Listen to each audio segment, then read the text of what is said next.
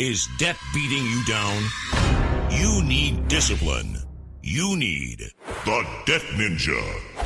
If you've been caught in a financial trap and need to be set free, then you need the Debt Ninja. Want to stop those harassing collection calls, start saving thousands in interest and fees, and get out of debt fast? Then you need to call the Debt Ninja. The Debt Ninja will find the best companies across the country that will help you consolidate all your bills into one easy payment, reduce your payments by 30 to 50%, and get you out of debt fast. If you have unsecured debt of $10,000 or more, such as credit cards, loans, or medical bills, call the Debt Ninja for a free 15-minute consultation. Call 800-826-1246. 800-826-1246. That's 800-826-1246. Call today. The Debt Ninja. Individuals and businesses with tax problems, listen carefully. Do you feel like you're losing control over your finances? If you owe over $10,000 in back taxes or have unfiled tax returns, we can help you take back control. The IRS is the largest and most aggressive collection agency in the world, and they can seize your bank account, garnish your paycheck, close your business, and file criminal charges. Take control of your tax problems now by calling the experts at Tax Mediation Services and take advantage of the Fresh Start program and new laws that may allow us to negotiate a settlement for the lowest amount possible. Our team of tax attorneys and enrolled agents can stop collections and get you protected so you can take control of your financial future. Tax Mediation Services is accredited by the Better Business Bureau. Call now for a free case review and a price protection guaranteed quote. Call Tax Mediation Services now at 800-610-9050. That's 800-610-9050. 800-610-9050. All writers are prone to becoming so attached to our characters and stories that we struggle to see why a passage may not be working. It takes another set of eyes to help us nurture our writing into full maturity. At Black Wolf Editorial Services, we strive to enable writers to develop and grow, shaping stories into masterpieces that can stand the test of time. Editing services are provided for all genres and all age categories. Services range from critiques of the short story through to the line edits of the full-length novel and copy editing for those preparing for publication. We also offer assistance on generating a writer's bio for your websites, as well as help with those book blurbs and promotional material. We won't abandon you to the masses. We want to celebrate with you in your successes. Black Wolf Editorial Services, nurturing your writing into maturity. For a full list of services and prices, visit us at blackwolfeditorial.com.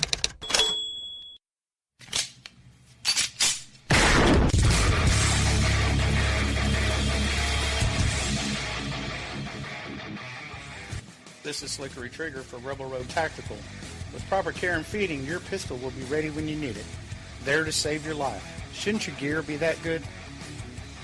Whether you need a holster for comfortable everyday carry or a tough-as-nails holster for your next training course, Rebel Road Tactical has what you need. Check us out on the web at rebelroadtactical.com.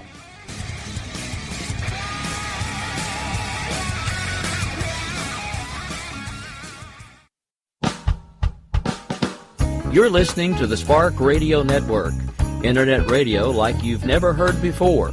Innovation, creativity, and imagination are all said to begin with a spark. So fasten your seatbelt and take the ride of your life and listen for the spark. You are listening to KLRN Radio, where liberty and reason still reign. It's time to hear the truth about America's biggest challenges. You're listening to America Off the Rails with your host, Rick Robinson. Listen, folks, I'm here to tell you our political system is broken. The two-party system is dead. They have become one and the same. Keep on doing what you do, Rick. You're my favorite host. Favorite host. This is always the killer, the one that just destroys that never Trump argument. Hillary Clinton will fill the Supreme Court with liberals. She'll also appoint federal judges with a liberal bent to them. I don't feel no ways tired. I come too far from where I started from. Don't let anybody tell you that it's corporations and businesses that create jobs. Arrogant, sanctimonious, self-righteous, sabotaging Trump. Everybody's got to be covered. This is an un-Republican thing for me to say, because a lot of times they say, no, the lower 25%, they can't afford. I am going to take care of everybody. I don't care if it costs me votes or not. Everybody's going to be taken care of, much better than they're taken care of now. The government's going to pay for it, but we're going to save so much money on the other side. ISIS is honoring President Obama. He is the founder of ISIS. He's the founder of ISIS. Written by a nice reporter. Now the poor guy, you got to see this guy. Oh, I don't know what I said. I don't remember. He's going like, I don't remember. Maybe that's what I said. What realized is that the Bill Kristols of the world, the never Trump people, they were just never serious. They never had any kind of ground game. They never had an actual candidate they could pick. And in a surprising and disturbing move today, the Libertarian vice presidential candidate just agreed that rifles are weapons of mass destruction and people on the terror watch list should not be allowed to purchase guns. So in other words, the party of freedom is liberty for me but not for thee. Go figure. Compromise where you can. Where you can't, don't. Even if everyone is telling you that something wrong is something right. Even if the whole world is telling you to move, it is your duty to plant yourself like a tree. All right, you are listening to Jessie from Jessie's POV. Now, if you've been listening to the debates, you know we have a debate roundtable tonight. And I've got a whole host of people joining me tonight. And I'm going to say around the horn, starting with Susan and then Bryce. Why don't you guys introduce yourselves? So, Bryce is the first time joining us. Susan's a repeat guest, and thank you very much. And then we've got Bill, a.k.a. Defend Wall Street, and Dan Wright of Robinson and Wright, and of course Rick from America Off the Rails, and of course Robinson and Wright and the Jen and Rick Show. I get tired of listening to all your shows, Rick. You guys were talking off the air about who people were supporting before tonight's debate, before we got down to the final two. Now, that was interesting, but we're supposed to be focused on the debate. So, Susan, I'm going to let you kick things off. Conservative. And I want someone in the Oval Office who will uphold conservative values, namely limits on the federal government and limits on trampling of our rights. So I tend to favor Trump only because some of his positions that he's articulated are more in keeping with our Constitution and limiting government. Okay, that said, neither of them are my favorite people. Going into this debate, I was wondering if Donald Trump was going to be, Casey at the bat round two and flub up like he did the first time. I found it very interesting, though, because my kids actually wanted to watch this debate. So I won't be surprised to find out if more people actually tuned in to this debate than the first one, even given that they leaked a trash-talking locker room talk from 2005. I think it's just piquing people's interest, and I find it fascinating that the more dirt that there's out there, it is like, it's like watching a soap opera or a reality show. They want to see how the characters in this drama, this political drama, are going to handle the latest, scandal.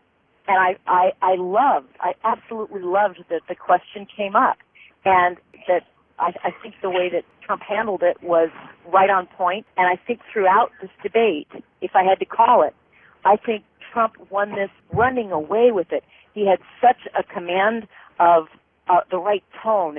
He absolutely punched Hillary, gut punched her in many, many different soft spots on issues. I'm speaking, of course, only politically. I'm not speaking real, physically, because he was a gentleman throughout.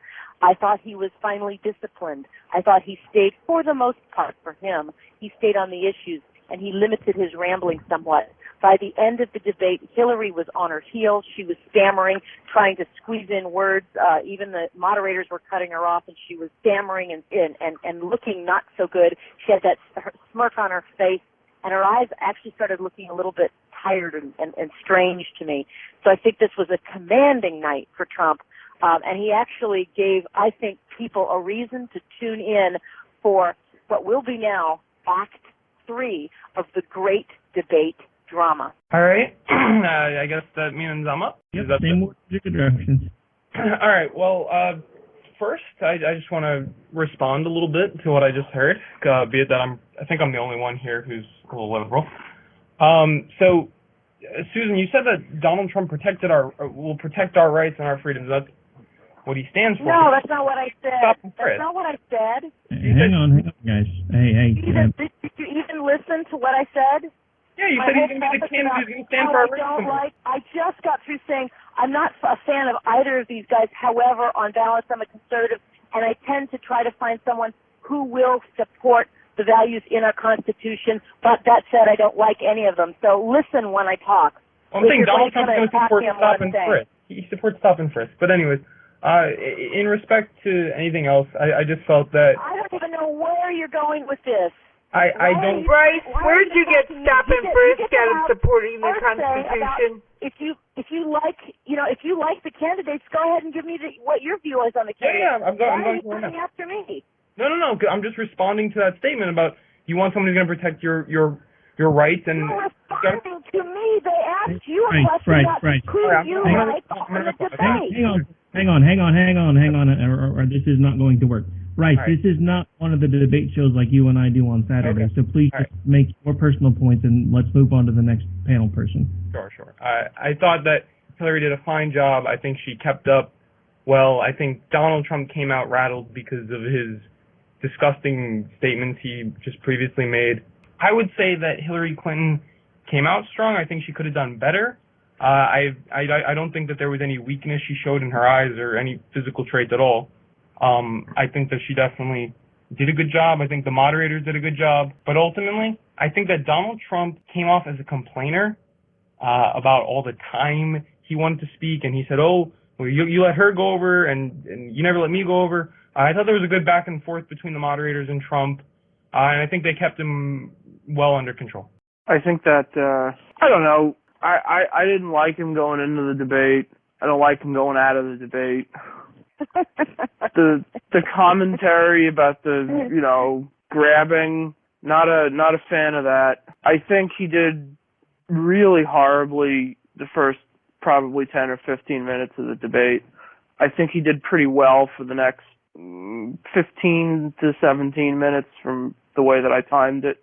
I think the remainder of the time probably goes to her. I really wish that she could stop staring into the camera and nodding like a Furby or something, because that's kind of weird. But I think that we could definitely do without him screaming and interrupting. And I think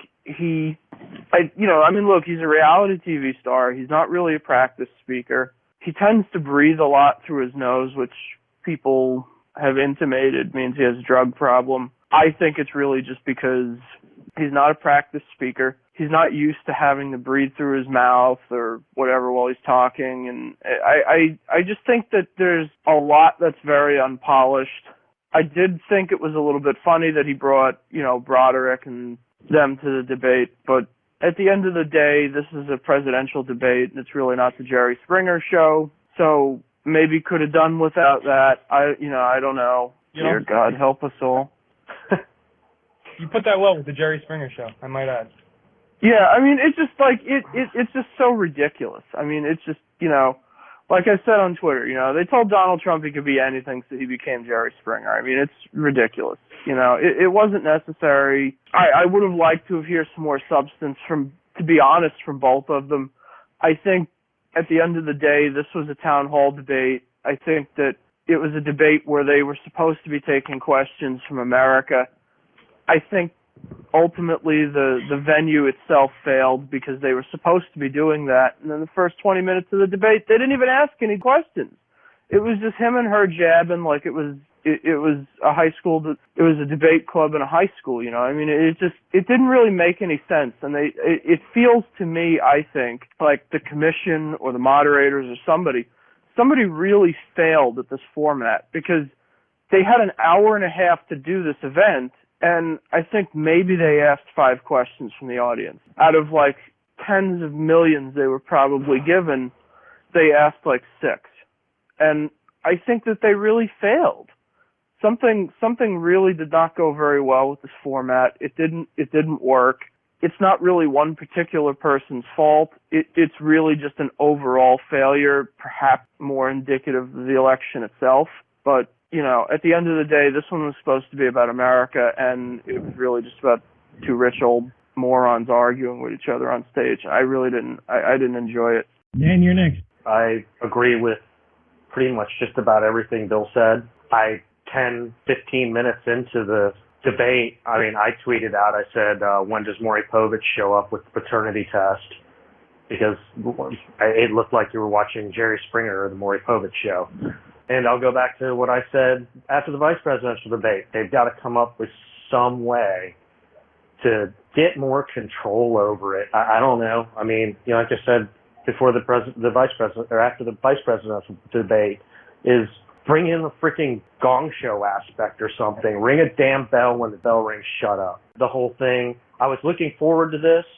I was looking forward to it because I thought there were going to be a lot more questions from the audience, the internet, whatever. And like Bill said, it was like 5.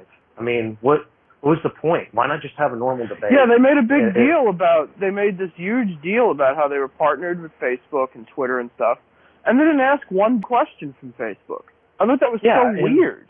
I mean, just the whole thing. If you're going to set it up like a town hall, do a town hall. You know, I mean, don't even, you know, they vetted the audience to be an audience full that were undecided voters. Forget the internet, forget Facebook, forget Twitter, forget all that stuff. Let the audience that you picked ask the questions. I mean, it made no sense to me. Do it like a town hall if you're going to call it a town hall, and limit the time. Yeah, and they had like 35 and let there people be 15 or 20 questions instead of 5 from those people. 2 of them came from the internet, and the other 5, you know, other 4 or 5 questions came from the 30 or 40 people that were on the stage. So why couldn't they just disappointing? It's so weird, and disappointing, and awkward. If any of you saw the Obama town hall, it was done much better, actually. I would agree. Yeah, and that's what I was thinking about. Because remember, they had the big screen TV, and they were asking questions from Facebook people and stuff. And I mean, it's just that's what I thought that we were going to get tonight. Yeah, and when it comes to who won, I don't know.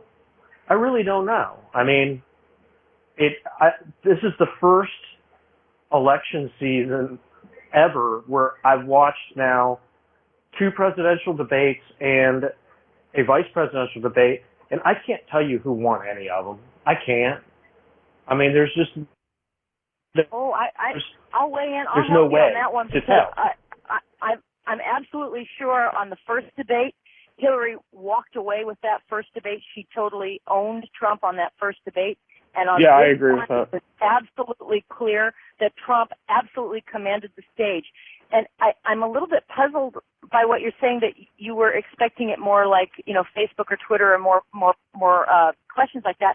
I didn't actually come in thinking in any particular way. I was waiting to see how they were going to present it. I really did like the forum with them being able to walk around and less stiff sitting behind desks. I liked that better. Yes, I did too. I thought that Martha Raddatz did a fairly credible job as a journalist. She seemed to put a pretty good balance of asking. There was one particular question with Trump where she said, she was asking him about what Pence had said about his, I'm trying to remember the name of what the question was. Oh, I'm so sorry. His policy with Iran, it was Iraq rather.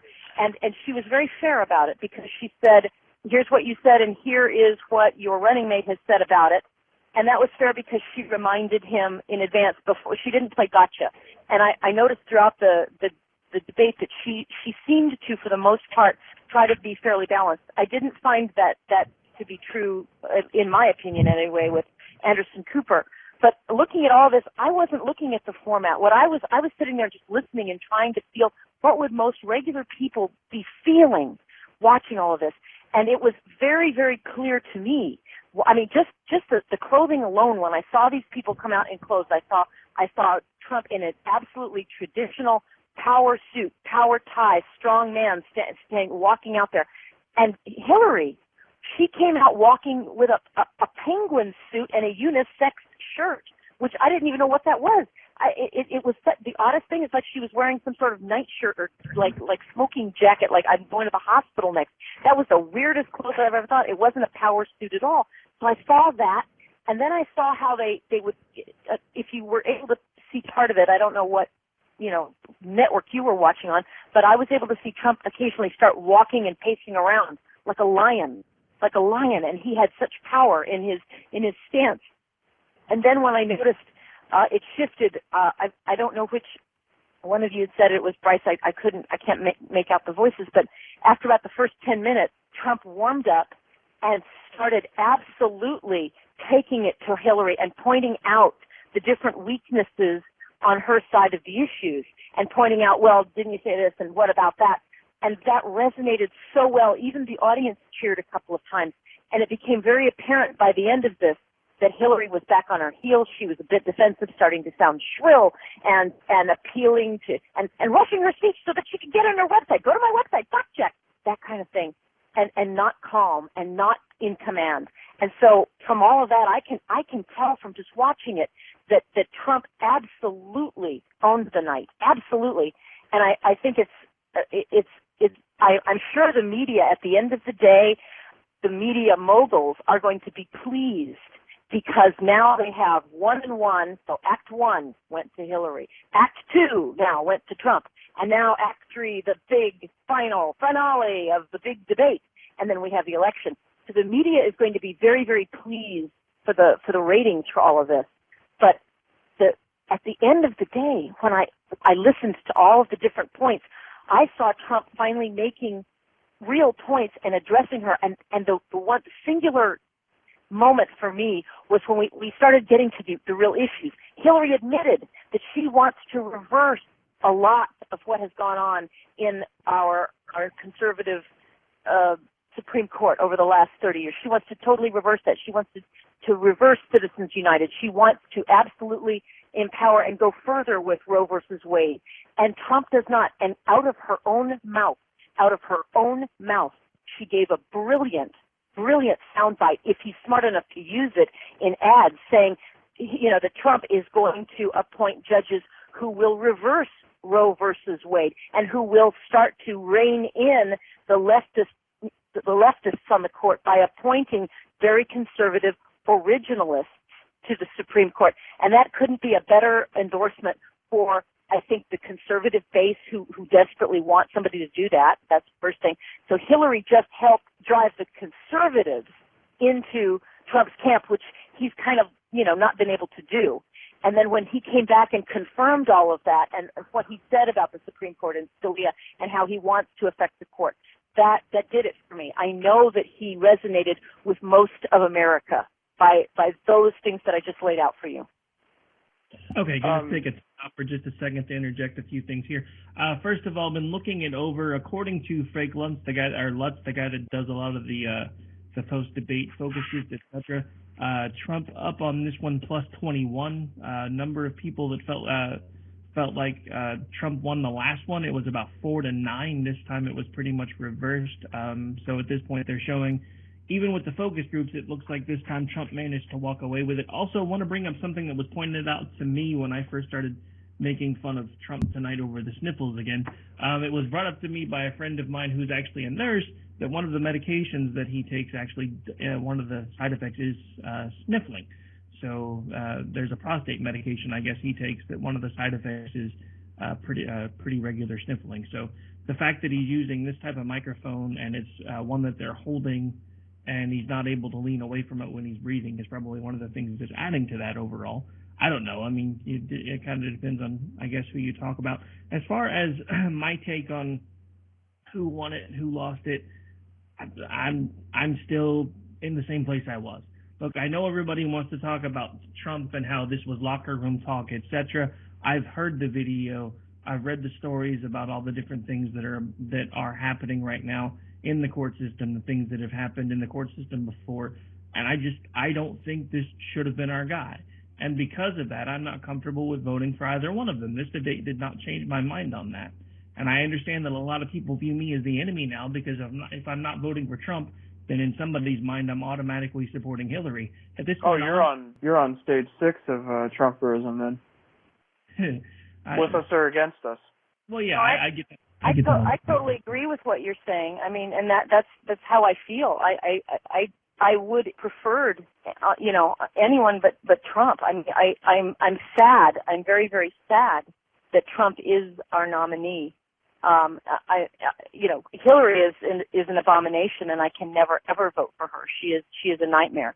But Trump, I'm very sad that he's the GOP nominee. He's changed the GOP forever. Well, maybe not forever. That's being too dramatic. But I'm sad about it, and I'm sad that I'm going to have to consider voting for him. I may not have to because I'm in California, and it won't make a hill of beans in California because there's so many Democrats that the state's going to go for Hillary anyway. Trump is not my first, second, or third choice, but because of the way our republic works, that's the hand we've been dealt. And so the choice is practically between a Trump and a Hillary. And so, yeah, both of them have high negatives. They're nowhere near what I would choose. I think it's sad that we're to that point. But the fact of the matter is one of them is going to be in the White House. And so if I can affect it, then I have to do what I can to make sure that I have the less bad options. That's the way I'm looking at it. So I completely resonate and respect what you're saying, that you don't like either of them. I think that's what most Americans feel like. They're all kind of disgusted that, geez, this is what we've got. But you know what? Tonight, Trump went a long way toward redeeming himself because he came up there, he addressed the issue. He said, yeah, this is what I said a long time ago, and yeah, I talk like that. But look what she's done, and I'm sorry for, I shouldn't have said it. That's it. But look what she's done. And he turned and he pivoted and he looked and he took it right to Hillary and pointed out the hypocrisy, the utter hypocrisy of the left and the media and to a large extent the GOP as well. Because there's a hypocrisy in this country that, well, he said the P word. Oh, I'm so shocked. Wait a minute. Yeah, but that's not exactly what it is. That's not exactly what happened, though. Whoa, wait a minute. It is exactly. It is exactly. It's sexual assault. He said when you have power, you can grab him by the... He said that. Come on. Guys, can I put my 2 cents in here? He said it. Yes, he said it. But that doesn't even come close to doing it, which is what Bill Clinton has done to women and what Hillary has defended him doing. That's the difference. You can talk about it. Oh, well, yeah, I've got the guys on tape. He's a pig. I totally agree. I don't like what he's saying. I don't like it when guys talk like that. I think it's kind of gross. But he's talking. That's a tape of talking. No, but guys talk like that. Okay, hang on. Yeah, I know they talk like that. And it's not to interject. Point of order, it's not just talk. There are actually people that he's done these things with and to that are coming out all over the media now talking about. One of them actually happens to be a show that my wife watches. There was an actress on a soap opera that she watches that was complaining that during one of the meetings with Donald Trump, he leaned in, kissed her on the mouth without even an invitation, and didn't stop until she pushed him away. This is a problem for me. I totally agree. And you know what? We've had a president for 8 years that did that to women in the Oval Office and raped a woman. Did her lips. But that's my point. So I look at this and I go, you know what? We've got we've got a guy who said this, and now, but we've also got a man who was impeached doing these things, and his wife, who's running, actually stood up and supported him and defended him. That's the difference. The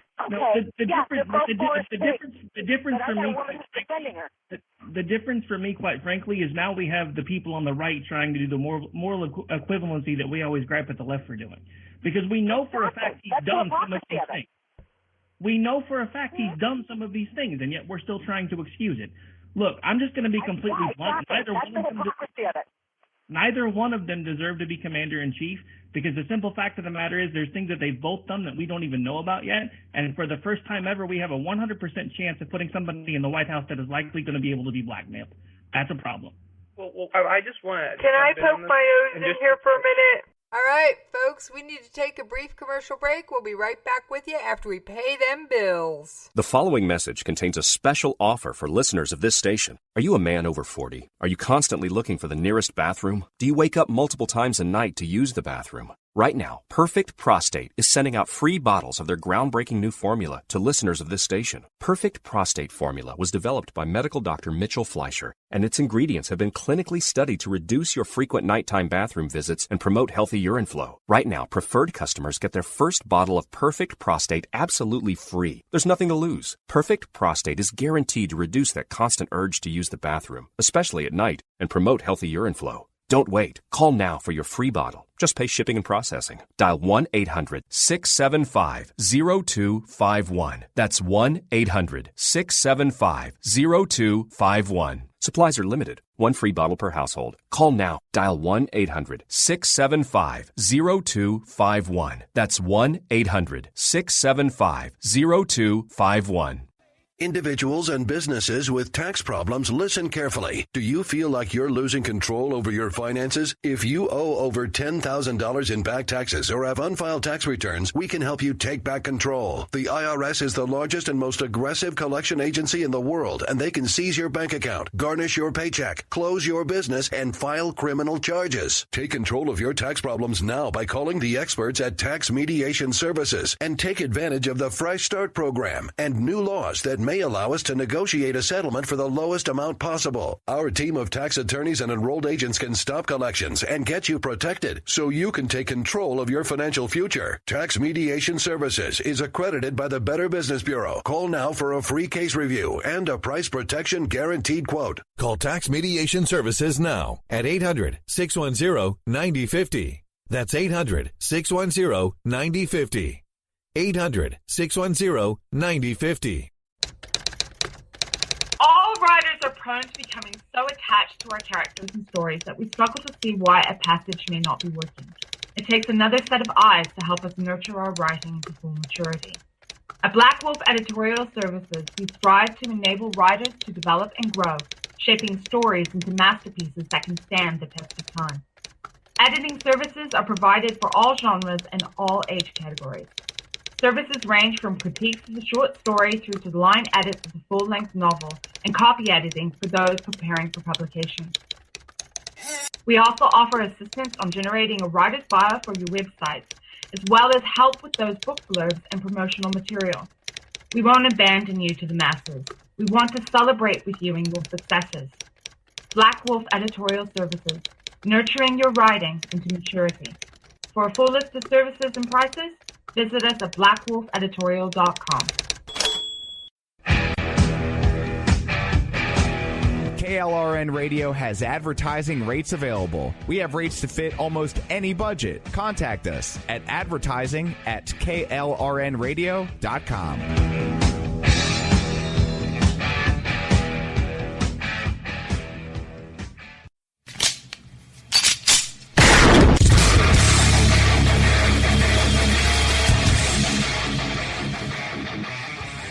This is Slickery Trigger for Rebel Road Tactical. With proper care and feeding, your pistol will be ready when you need it, there to save your life. Shouldn't your gear be that good?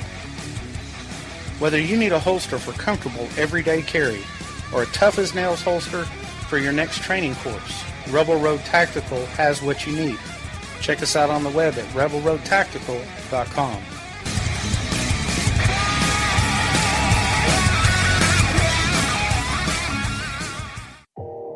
You are listening to KLRN Radio, where liberty and reason still reign.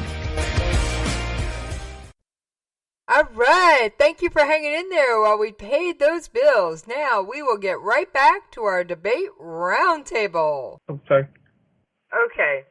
First of all, I don't like either candidate. The state I vote in, Oklahoma, is going to go red almost without question. Now, for me, I don't want to approve of the locker room talk from Trump.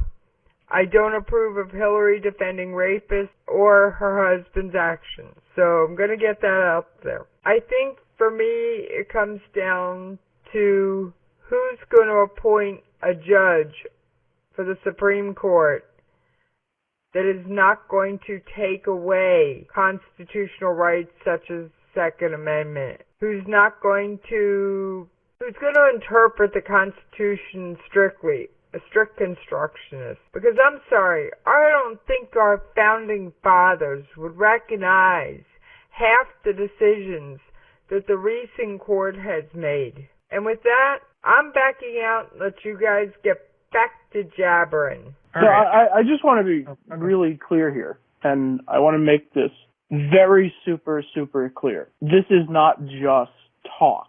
He is describing actions in a hypothetical with Billy Bush. However, it has come to light that he does more than just discuss these things in hypothetical. He does physically do these things. So we watch OAN and Fox News and stuff, and, of course, it's the job of the Hannitys of the world to defend the indefensible. And that's a thing that I hear quite often in the last 48 hours is, well, it's just locker room talk. No, he's saying that when you're a famous person, you can go up to a lady and you can grab her junk and she'll be okay with it because you're a rich, powerful dude. Now, assuming that this was just talk, it is really problematic, not just from a moral but a legal perspective, that you would have a president who views his own celebrity in such a way that he can do these things. Whether he acts on these thoughts or not is immaterial. The fact that he believes that he can and that he should, for me, is a disqualifier, among hundreds of others for him. I just want to actually jump in on this and make a comment similar. If we keep dismissing this and using the phrase locker room talk, I don't know about many of you, but I've been an athlete. I've been in the locker rooms. If I had a friend that talked like that, I was talking to a friend of mine in the bar the other night on Friday, and we were talking about this. And I said, look, if you came down and you were sitting next to me in the bar right now, and you said something like that to me, so, oh yeah, I went up to this girl that works here, I saw her by the bathroom and I decided to grab her, whatever. And, I'm just famous and stuff like that, and I decided to do it. And yeah, I think she liked it because, well, I wanted powerful to say, guy. If he said that to me, I would knock him off the stool. But let me just add in here, though, that this is such a problem. It's what a lot of people call rape culture, and I think this is just the highlighting point of it, that a man who's rich and powerful, or just someone who has a position of power, has the mindset that they can take advantage of a woman like that. And we are going to weigh Hillary and Trump here. It's false equivalence. Hillary Clinton did not do this, did not do what her husband did not say what her husband did not do what Trump did, and I'm not going to defend Bill, and I'm not going to defend Trump, and I'm not going to... She did something worse. She defended the man and destroyed the women who accused her husband of rape. That's even worse. I can't believe she pulled the Tammy Wynette, stand by your man. She justified it. She knew this man was a rapist and had slept with half of Arkansas. She hung in there, and she kept it going for her own power. That's why she is so offensive. I can see Bill and I can see Trump at the same level. Yeah, that's fine. But for a woman to defend what the man did, that is beyond the pale. But defending a man who's literally standing at the pinnacle of what this whole idea of rape culture is, saying, oh, I can grab a woman because Clinton is the rape culture. What are you talking about? That's what he did in the White House. He was playing around with Lewinsky in the cigar. That's pretty consensual to me. If you don't, that is rape culture. That is, the Democrats treat women like whores. Oh my God, Democrats? No, that's ridiculous. Yes. No. Yes. How do we exclude the Democrats? Oh my gosh. It's not necessarily exclusive to Democrats, but they're just the ones that we see. It's the entire war on women. It's the Democrat culture. The whole treatment of women is sick. It do. I'm sorry that I don't have words to explain it to you, but the way that they minimize the life-giving force of a woman. They don't think that that's something to be sacred or upheld or justified. Women are supposed to be identical cogs in a corporate machine and work exactly the same as men, and we're all supposed to be paid the same, which is a good thing, but that is the ultimate hope of a woman is supposed to be like a man. Why is that a woman absolutely they've denigrated women. They have taken women off of the pillar that they should be on, standing up slightly above men, because we give life, and that should be protected and revered. And what the Democrats have done since the 60s with the pill and with their constant badgering about abortion is to minimize and denigrate the unique position that women have in culture, which is to give life and to teach and save lives.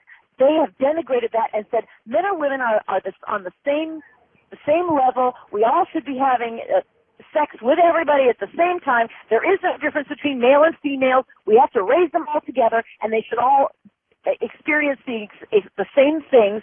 They've minimized the uniqueness of what true femininity is, and they've minimized the uniqueness of the gift of life by sucking it into a sink and forcing other people to pay for it.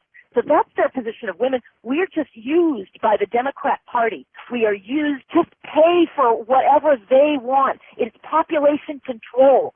They see women as things to be controlled and managed. Well, none of that is true. They're throwing us a line to be in corporate America. But their position on femininity is a laugh and a half. Okay, maybe we should go back to talking about Trump and Hillary, because believe it or not, that's what this debate was about. Instead of what the media is doing, we're all getting sucked into it. The media is going back to just one Trump soundbite. We have ignored the totality of what Trump was saying on the issues and what Hillary was saying on the issues. We got a very good perspective of what both candidates intend to do with taxes, with Obamacare, with a host of other things. That is what the American people wanted out of this debate tonight. They wanted to see what are the differences between the debate. They didn't want to just hear, okay, we're going to keep going back to the locker room quote again and again and again. They've heard it. They don't like it anyway. So what they have to do is, it's like what you guys have said, and I agree with you. I don't like either one of them. So how do I make an informed vote? How do I inform my vote and choose the least bad option or the better option, or however you want to categorize it? And that's why we should be talking about the issues and which each one's the candidates support. And you're pulling the lever for the man who degrades women the most. He does. You're pulling the lever for him. Right. Bill Clinton, I can't stand Bill Clinton. He's awful. You're not voting for Bill Clinton. You're voting for Hillary, and you're voting for Trump. And you're voting for Hillary. I know. I said that. Voting for Hillary? That's not what I said. I said it's either you're not voting for Bill. You're either voting for Hillary or you're voting for Trump. And you're voting for the guy who's degraded women time and time again. That makes no sense. And you're voting. Okay, and so you're voting for the woman who defends a guy saying it. You're voting for the woman who actually excuses and justifies it. No, I'm not. She doesn't excuse or justify rape. You don't know the interworkings of their marriage. Bimbo eruptions were. Go back in your history. What do you think? She was at the head of the war room for the bimbo eruptions. She told George Stephanopoulos, we have to destroy their stories. She has to destroy women. That is what Hillary said. Destroying women is I have to just make a comment here, because the whole thing you said about how, it's a woman's job to bring life into this world and teach life. Okay, that's all great and whatnot. It's their unique position. It's not their job. Okay. I didn't say that was their job. All right. But you know what? The fact of the matter is telling women in society, this is your duty and this is what you do. That's not how. That's not how this works in my house. You were not even. It's not their job. It is their uniqueness. It is what makes women so unique and so superior to men. We have an ability to do something absolutely wonderful and singular in the universe, which is to create new life. And that is being denigrated, and that is being poo-pooed, and that is being dismissed by the Democrat Party. They don't value life. They don't value women because we give life. That just is... Okay, both candidates treat women like... Let's talk about something else. That's not true. I'll agree with that. She's talking about how, how women... Whoa. Bill has a point. Both candidates have had either issues of sexual assault or defended someone against sexual assault. Let's take that one issue off the table and move on, Kat. Right. Can I interject? Let's talk about the environment. That's my favorite topic. Let's talk about if we're going to get onto a different topic. Yes. Please, Dan. Hang on. Just everybody stop talking for a second, please. We're getting way out of control. Everybody's trying to talk over everybody. So what topic do we want to talk about next? Let's take a vote. I'd like to talk about the whole energy independent issue, about resources and international affairs in that sense. Because I think they were... Anybody else want to talk about that? Sure. So who wants to start? If you don't mind me starting off, because I brought it up, I'd like to just mention that there's a clear dichotomy between the two parties. So Hillary Clinton was mentioning how we're energy independent and we need to keep working, doing what we're doing. We've seen oil production in this country go up 87%. She was talking about using natural gas, but getting into a phase of clean energy. And then we heard Donald Trump give no policies at all, no idea what he's talking about. He says, we have all this earth below us, we're going to excavate and we're going to send coal miners back to work. The whole point of what Hillary said about an initiative to get coal miners new jobs, being solar installers or technicians in green energy, is so critical, because just hear this one point out. The poorest towns in this country are the coal country. And saying, we're going to send you back to the mines, that's ridiculous, and that's a soundbite. Training people in the way of the future is brilliant, and I think that policy proposal gives Hillary the leg up far beyond what Donald Trump said. I think what Donald Trump said was ridiculous. I think if you say, we're going to send people back to the coal mines, that's not where the jobs are. The free market has dictated that coal, it's a dying industry. We're losing king coal, and that's probably a good thing for all of us. But your guys' thoughts. You go, Ron. I don't think that I have no problem with creating. Okay, look. First off, the free market hasn't decided that solar is all this other crap is, and I like solar. I would like a Tesla. I think that electric cars are great. I think solar power is terrific, but I don't think that these things. I think that this stuff is mostly an invention of the federal government pushing it on both sides, left and right. I don't think the free market really wanted it. I don't think the free market ever really gave a damn about it, because really electric cars have been in development since I was a kid and probably before you were even born. And, nobody really wanted electric cars until maybe the last, 8 or 10 years. That's when it really started to get kind of famous and kind of big, and Elon Musk got involved in it, and that's when it started to actually generate some kind of interest. We've been kind of pushing at this and saying, the coal, we gotta train these coal miners, what lousy neighborhoods these people live in, and blah, blah, blah. You know what? My thought is that if people want to work in a coal mine, my grandfather's father worked in a coal mine for 35 years in Dunmore, Pennsylvania. If you want to work in a coal mine, have fun, have black lung, do whatever you want. It doesn't really affect me. I don't want to work in a coal mine. What's that? The odds are is that the reason they're working in a coal town and in a coal mine is because that's how they were raised, and that's the job, and then the community. Okay, so you're going to come and you're going to tell them that this is not good, so I'm going to give you a solar job, and there's no money in that. That it's keeping these people down. If you train them if you give them education, and then you allow them to develop, and you allow them to go and become, energy. But that's centralized planning. The government knows what you need because this is better, and you will learn more and make more, and yada yada, and. That's government giving you the ability. No. That's government saying, I know better. I'm from the government, and then look. I was a Democrat for almost 30 years. You can't with me, okay? I know exactly what this is. These poor slovenly miners. They got crappy jobs and they live in lousy neighborhoods, and they don't want their please. No, but this is the real difference here. I don't think that Trump's plans exist. I think Trump's plans are nonsense. I think he's an idiot. I think he has absolutely no plan. But to say, hey, I'm going to teach you poor people a new way of working, and, look, if people don't want coal, then it will die. If it doesn't make any money, the industry will go away on its own. Coal's been around for a long time. It probably will be around long after you and I are both gone. And I don't see any need to go into these towns and tell these people that the way they live, the jobs they have are outmoded, and this is the new religion for the week. The problem is that it's hurting these people. It's keeping them down in poverty. According to you. No, you can't advance as a coal miner. As an energy technician, as an installer, you can advance. There's no mobility in being a coal miner. According to you. According to the fact that these are the poorest communities. According to you. They are. That's not. According to you.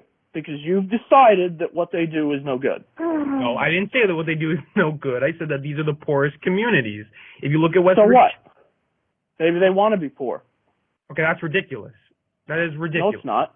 Yes, that is. You're telling me that people want to be poor, so they're going, I want to be poor. Maybe they enjoy their job. All right, that's ridiculous. You just jumped from point A to B. You said that they enjoy. What if they enjoy their job? If they enjoy their job, you think that people enjoy going into a coal mine, getting black lung and various diseases, coming out? I don't know. Actually, I do know a few people that work in the coal mines, and they enjoy it, and they're proud of it, and they don't want to do anything else. White college boy. I'm sure if they found a job that paid them more and didn't involve them going into a dark mine. But again, I'm sure. That's the way you started the sentence off. I'm sure. Okay, how about we agree that some coal miners may be happy, some coal miners may not be happy. Susan, do you have a comment on coal? I do. Okay.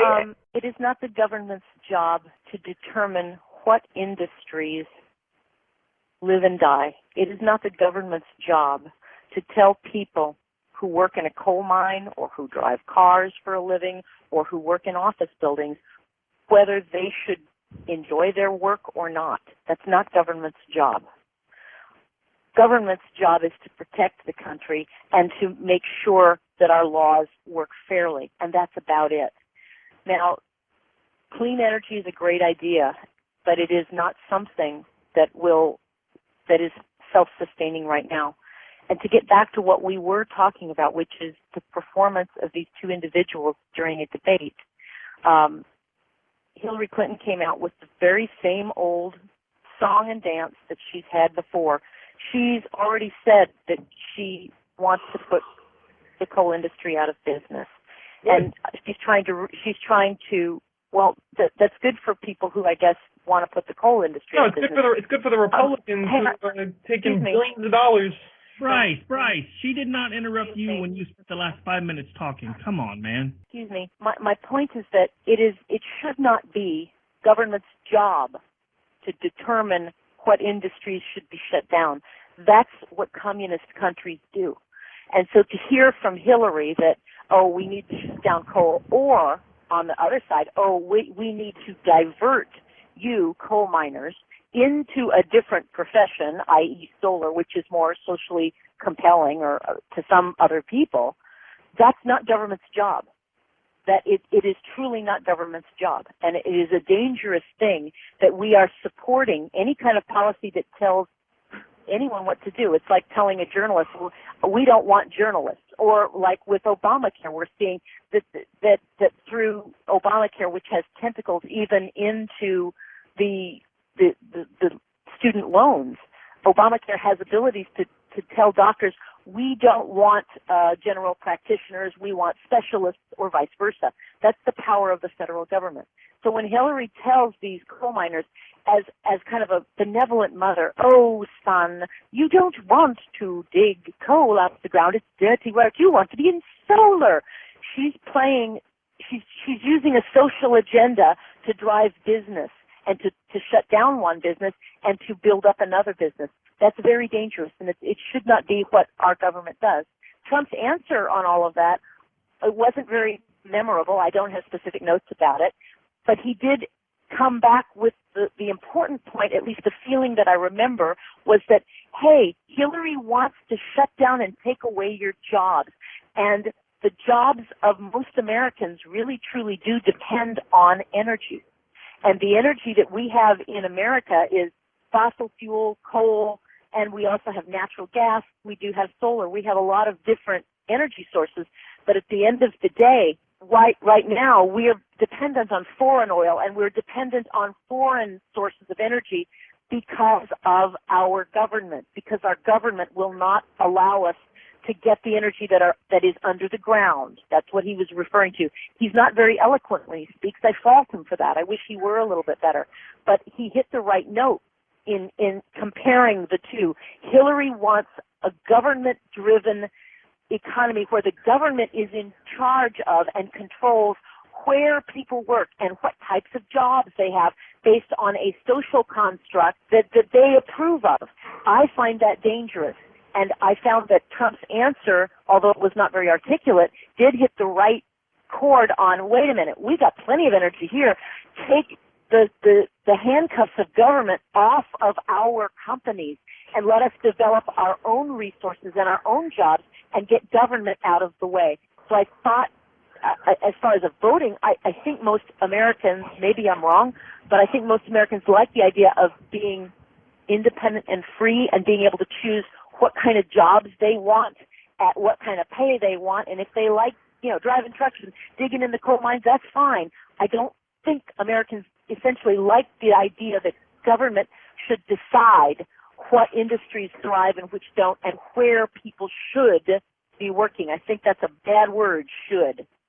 I think that Trump suffers from. I think Trump's problem is that when you press him on issues, he reverts to what I call drudge headlining, which is he just kind of reads off a list of things that he maybe read on Drudge Report or on Breitbart or on Reichbart. He was terribly prepared this time around. Last time, you're absolutely right. But yeah, I think when he says when he's talking about the coal thing, I don't think he knows what he's talking about, to be really honest. I think he just read that someplace online. Whenever you press him for specifics, he just sort of, like I said, he reads off something that sounds kind of soundbitey-ish, that maybe he read on Drudge or somewhere, and he can't really delve into specifics. The only thing that he kind of got into specifics on is of course, the taxes, and even then, he really couldn't. I think his biggest issue is really just specifics. When you press him for specific answers to specific questions about specific things, there's not a lot there. Once you scratch the surface, there's just not a lot there. And I think Kellyanne Conway has really done herself a tremendous disservice by hitching her wagon to him, because at the end of the day, he's not going to win the election. This election was over from June, more or less. The events of the last 72 hours have really sort of only kind of confirmed that. People are bailing on him. The RNC's having an emergency meeting with congressional leaders on Monday. What they should do, they were playing intelligently, which I'm sure that they won't. They should treat this election, and I think maybe Dan will remember this a little bit better than I do, because he's a little older than me. But they should sort of treat this sort of like what they did with Dole and Kemp, which is It was really fairly obvious around June or July when the Dole Kemp ticket was shored up. It was really pretty obvious around that time that they were not going to win, and so the RNC started to divert funds away from advertising for the campaign and for funding it and stuff like that, and saving the down ballot. They started trying to save the Senate and the House, and I think that's what they should do in terms of Trump right now, because he's not going to win. He's going to get beat very badly. I mean, I would be very shocked if Hillary didn't just completely eat his lunch in this election. Right now he's up 4 points on her in Texas. 5.25 in Alaska. he's fighting her for Georgia and Utah, which are states Georgia is a state that hasn't gone blue since Jimmy Carter, and then before that it had never gone blue since Reconstruction. So, I mean, she's going to completely eat his lunch. She's going to win Florida, North Carolina. She's going to win West Virginia. She's going to win Virginia without question. She's going to win Ohio, probably Pennsylvania. This is going to be a blowout, and what you're going to have to do is you're going to have to shore up the Congress, stop the bleeding, and hope that you can try to use Paul Ryan to pull off sort of the same congressional magnificence that Newt Gingrich did in the 90s, which is, look, we got our butts kicked, but we got this really great guy and he knows how to argue. Well, maybe he's kind of a sleazebag, but, he is really great at making deals. And I think that's probably the safest strategy here anymore. I think this election is mostly dead at this point. Hey, Bill? Yeah. All right, folks, we need to take a brief commercial break. We'll be right back with you after we pay them bills. The following message contains a special offer for listeners of this station. Are you a man over 40? Are you constantly looking for the nearest bathroom? Do you wake up multiple times a night to use the bathroom? Right now, Perfect Prostate is sending out free bottles of their groundbreaking new formula to listeners of this station. Perfect Prostate Formula was developed by medical doctor Mitchell Fleischer, and its ingredients have been clinically studied to reduce your frequent nighttime bathroom visits and promote healthy urine flow. Right now, preferred customers get their first bottle of Perfect Prostate absolutely free. There's nothing to lose. Perfect Prostate is guaranteed to reduce that constant urge to use the bathroom, especially at night, and promote healthy urine flow. Don't wait. Call now for your free bottle. Just pay shipping and processing. Dial 1-800-675-0251. That's 1-800-675-0251. Supplies are limited. One free bottle per household. Call now. Dial 1-800-675-0251. That's 1-800-675-0251.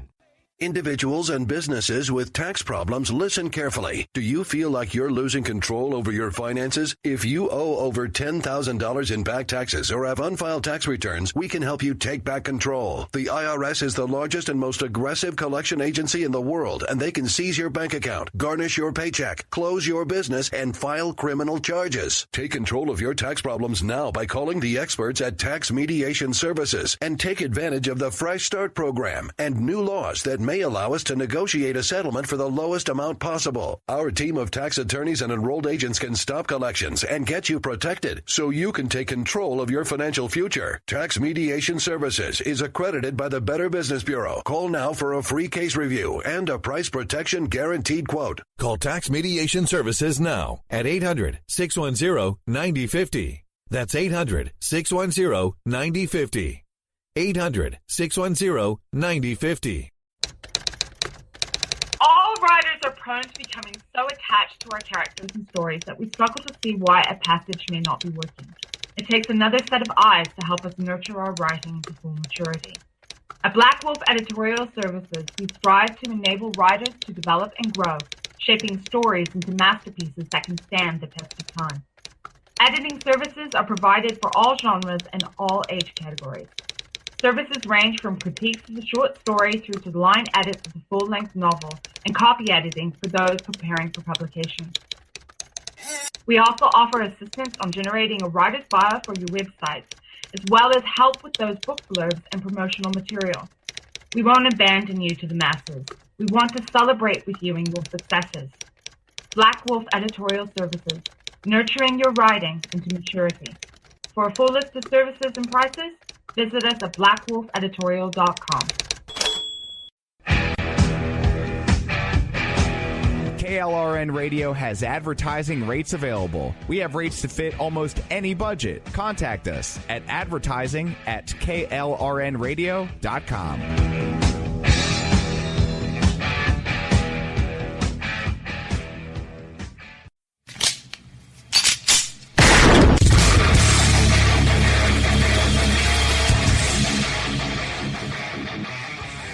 This is Slickery Trigger for Rebel Road Tactical. With proper care and feeding, your pistol will be ready when you need it, there to save your life. Shouldn't your gear be that good? Whether you need a holster for comfortable everyday carry or a tough-as-nails holster for your next training course. Rebel Road Tactical has what you need. Check us out on the web at rebelroadtactical.com.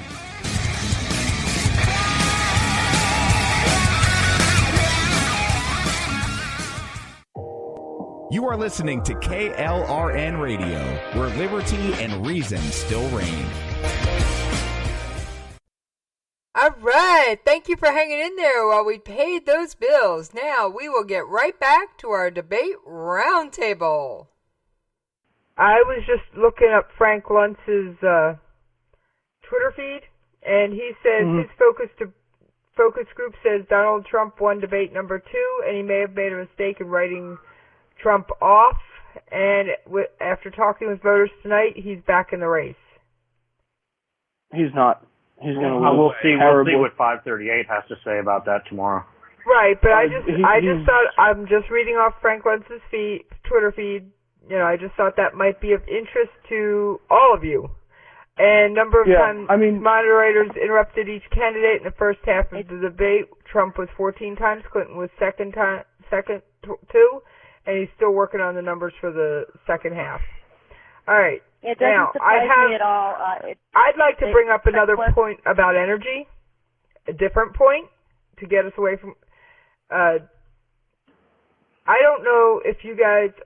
For the record, for those of you who are new to listening to KLRN Radio, I do the international stories. I can usually tell you more about what's going on in North Korea and Turkey's politics than I can the U.S. So that leaves me kind of half out of these things. That's why you don't hear me a lot on the air. Now, that being said, Hillary Clinton, as Secretary of State, signed off on a deal with Russia where they now control 20% of the United States uranium. If that isn't giving up energy independence, when she says she's for it and thinks it's the best thing in the world, I don't know what is. Now, on that note, I'm going to back out again and see what you guys have to make of that and whatever else you guys are going to bring up again tonight.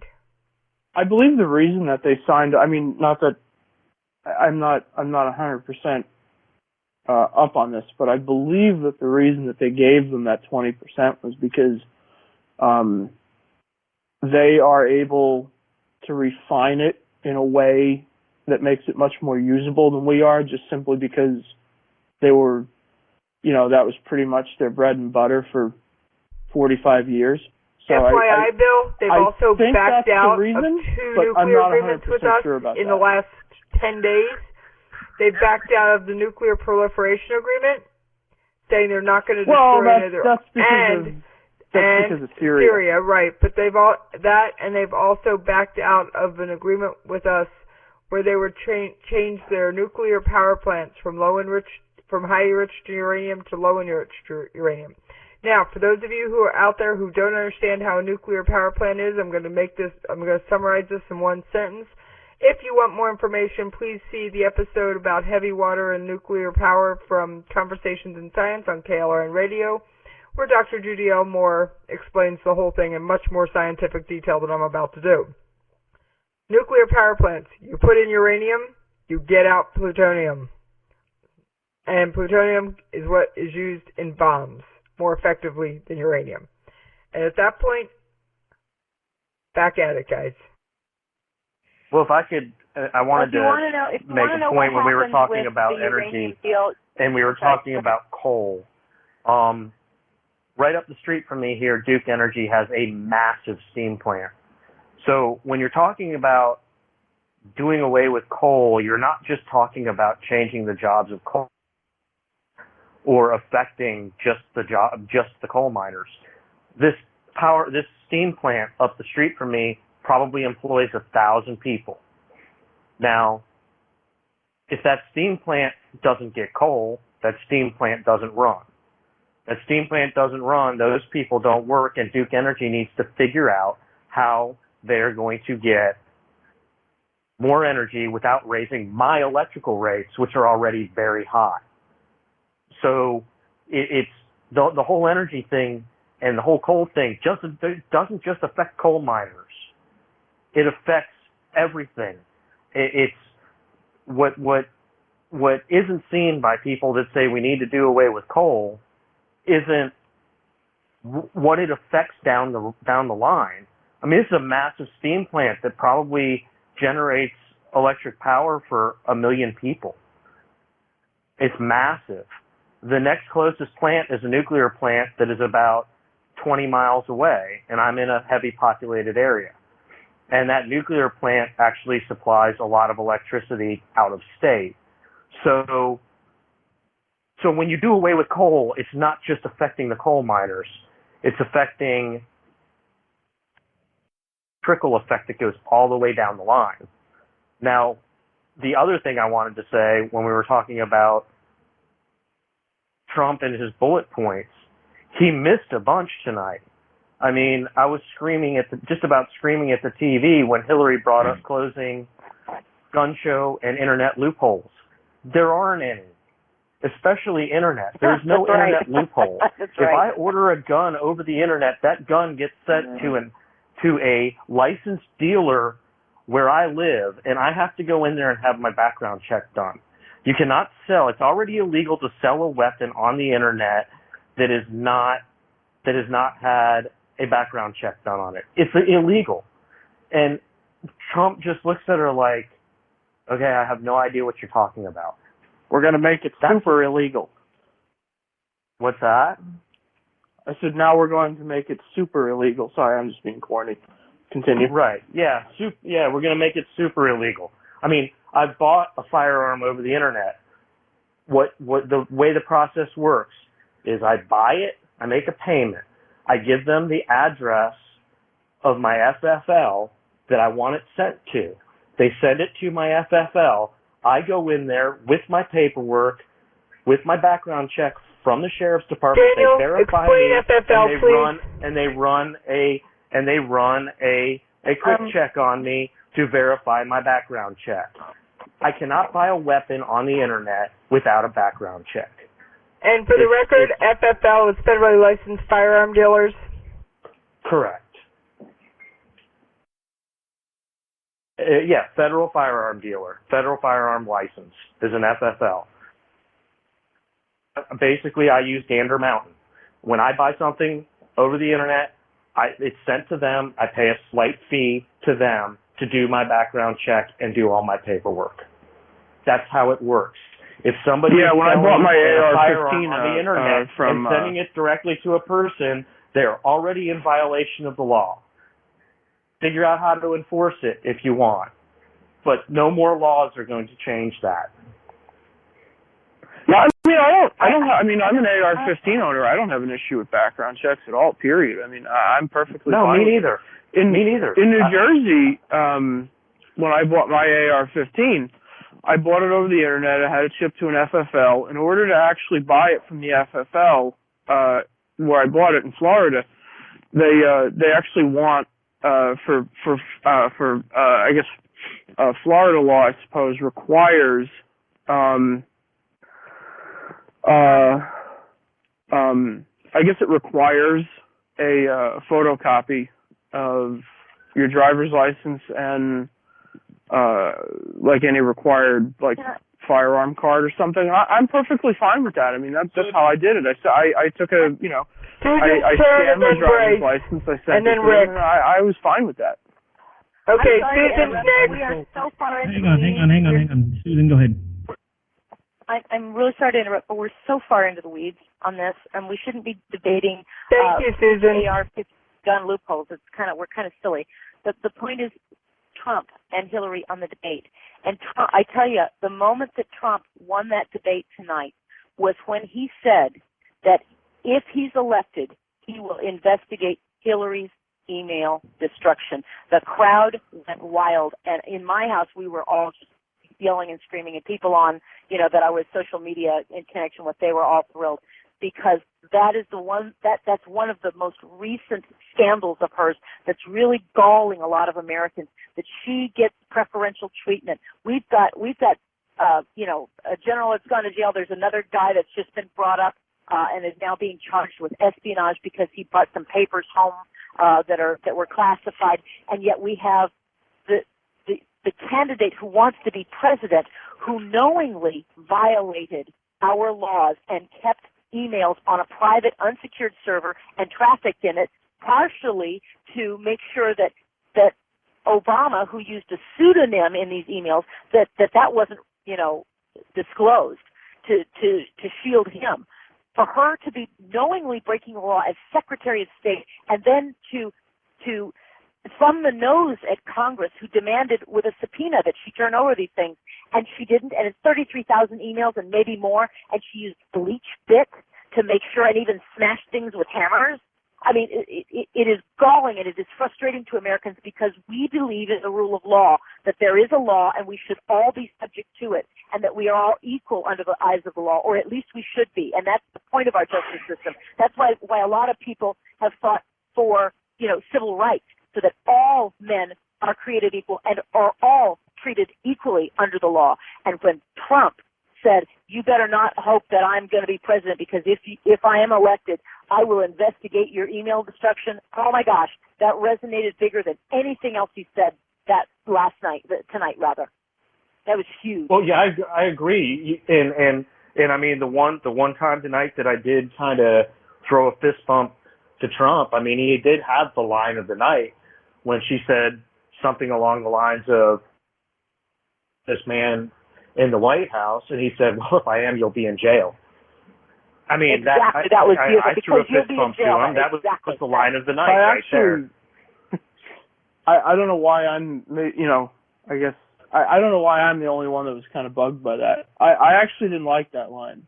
That didn't do anything. I can't tell which voice this is. Is this the liberal talking or the no, non-liberal? The guy who used to be a liberal.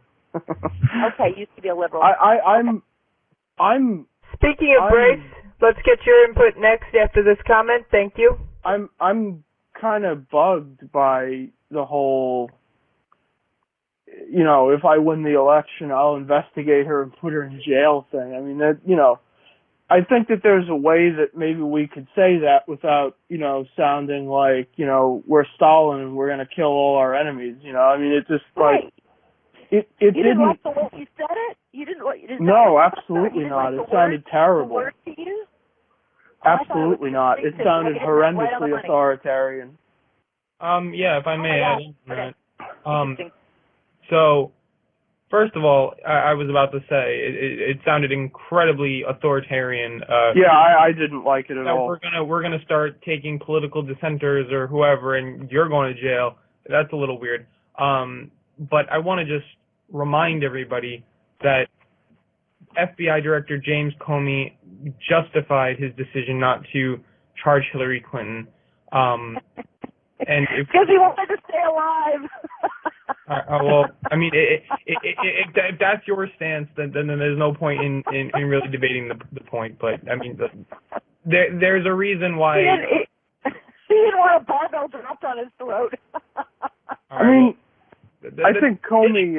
If we're not gonna take an FBI director as credence to anything, then there's no point in really bringing it up. So I mean, you should go over exactly what he laid out. What he did was absolutely unheard of. He actually laid out the case, and in the last 2 or 3 sentences said, "Well, I'm not going to prosecute," and then kicked it over to Loretta Lynch because he laid out the case against Hillary. He laid it out for her. I mean, that's unheard of. He absolutely laid it out. It was so obvious that it was a political ploy that he can't do anything. It was up to the DOJ to actually act on it, and they didn't. It's up to the DOJ. The thing that I would say to that, Bryce, is that while I do accept his decision, and it is, this is the process that we have for better or worse, and I accept that this is the outcome that was reached, I have to tell you that the facts as he laid them out there do describe the standard, the very federal standard for gross negligence. It does. And what about the 22 million emails that went missing under the George Bush administration? What about the millions of emails that went missing under Colin Powell's office? I don't know, because we're not we're not talking about that. But I'm saying that this has happened before. We can't dismiss that. And the fact is that the FBI director, James Comey, said, who is a conservative, said that it would be silly to charge her. Correct. And I said that I accept his opinion, but I am telling you that the reason that people have issue with what he said is because the way that the facts as Director Comey laid them out, knowing full well that he is an attorney, the facts as he laid them out exactly describe the federal statute for gross negligence. And that's not an opinion of mine. You can look at the statute yourself and read it.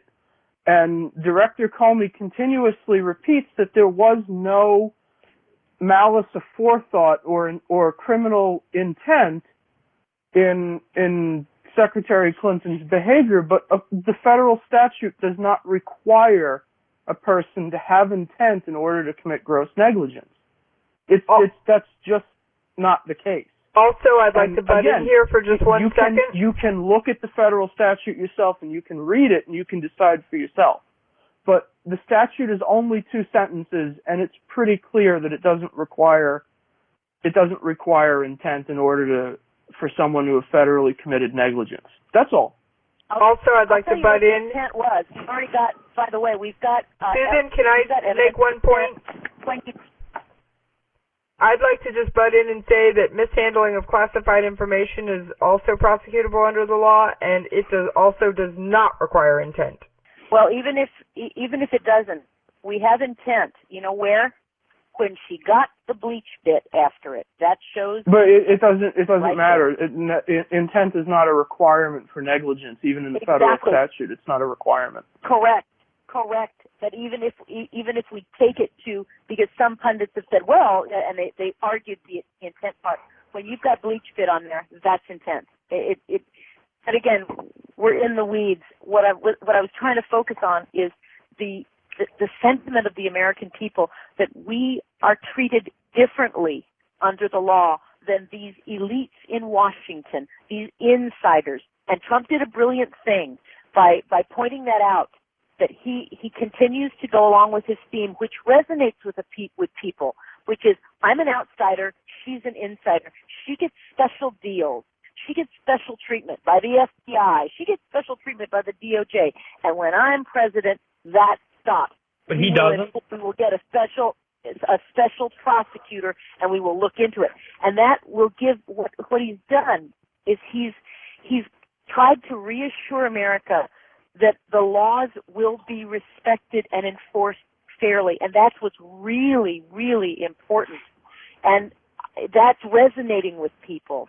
I personally believe that because of, my opinion of what Secretary Clinton did with the information aside, I personally believe that now that we have the decision to not prosecute by the AG, I don't know that even if there were a President Trump, which, I guess it could feasibly be, I don't know that if there were a President Trump, I'm not sure he'd be able to find an Attorney General who would prosecute her anyway, because it's already been declined once, and she's been, yes, I'm absolutely certain. That's not the standard. She has not. It doesn't. But it doesn't. I'm not talking about standards. I'm talking about there's no way that she would be able to receive a fair trial. Legally, there's no way that she would be able to be prosecuted for the crime now. You're talking apples and oranges.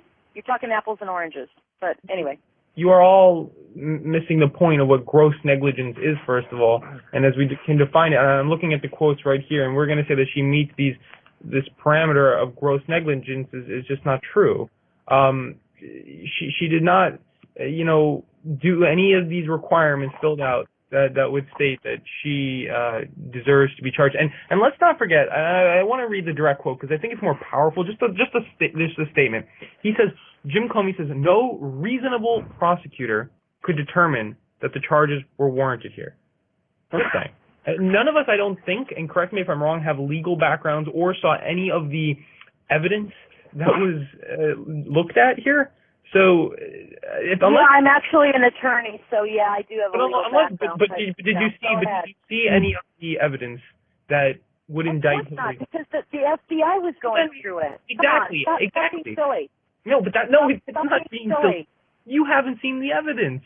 Exactly. Wait a minute. Of course, right, no one did. Right. That's why the FBI was supposed to go through it, and that's why the DOJ is supposed to look at it, because it's not in the public eye. Hello? Right. They did that. He outlined everything that they found, and let's not forget, because I'm looking at the definition of gross negligence right now. Gross negligence is a conscious and voluntary disregard of the need to use reasonable care, which is likely to cause foreseeable grave injury or harm to persons, property, or both. It is conduct that is extreme when compared with ordinary negligence, which is a mere failure to exercise reasonable care. The simple fact of the matter is, he said over and over again there was gross negligence, but he didn't find intent. Nothing even in the federal statute. Yeah, and the federal statute doesn't require intent. Doesn't require intent. Correct. And who here has seen the evidence against Petraeus? I don't have to see the evidence. The fact is that he outlined a case for negligence using the federal statute, and then he said that it doesn't. If you listen to what he said that his only real qualm is that there was no intent, but the federal statute doesn't require intent. 18 U.S.C. 793 does not require intent. It never has, and it never will, because you do not need intent to commit negligence. All right, where's the weed killer? Where's the weed killer? Tell you that. Where's the weed killer? All right, folks, we need to take a brief commercial break. We'll be right back with you after we pay them bills. The following message contains a special offer for listeners of this station. Are you a man over 40? Are you constantly looking for the nearest bathroom? Do you wake up multiple times a night to use the bathroom? Right now, Perfect Prostate is sending out free bottles of their groundbreaking new formula to listeners of this station. Perfect Prostate Formula was developed by medical doctor Mitchell Fleischer, and its ingredients have been clinically studied to reduce your frequent nighttime bathroom visits and promote healthy urine flow. Right now, preferred customers get their first bottle of Perfect Prostate absolutely free. There's nothing to lose. Perfect Prostate is guaranteed to reduce that constant urge to use the bathroom, especially at night, and promote healthy urine flow. Don't wait. Call now for your free bottle. Just pay shipping and processing. Dial 1-800-675-0251. That's 1-800-675-0251. Supplies are limited. One free bottle per household. Call now. Dial 1-800-675-0251. That's 1-800-675-0251.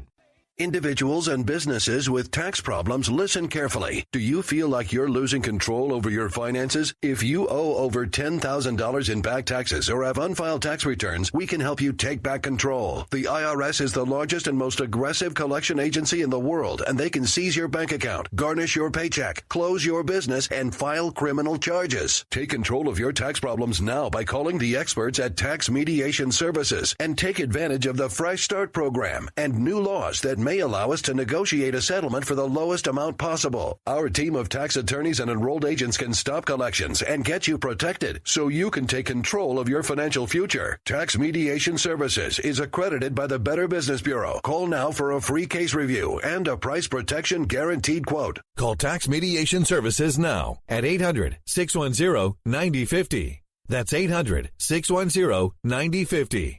800-610-9050. All writers are prone to becoming so attached to our characters and stories that we struggle to see why a passage may not be working. It takes another set of eyes to help us nurture our writing to full maturity. At Black Wolf Editorial Services, we strive to enable writers to develop and grow, shaping stories into masterpieces that can stand the test of time. Editing services are provided for all genres and all age categories. Services range from critiques of the short story through to line edits of the full-length novel and copy editing for those preparing for publication. We also offer assistance on generating a writer's bio for your websites, as well as help with those book blurbs and promotional material. We won't abandon you to the masses. We want to celebrate with you in your successes. Black Wolf Editorial Services, nurturing your writing into maturity. For a full list of services and prices, visit us at blackwolfeditorial.com.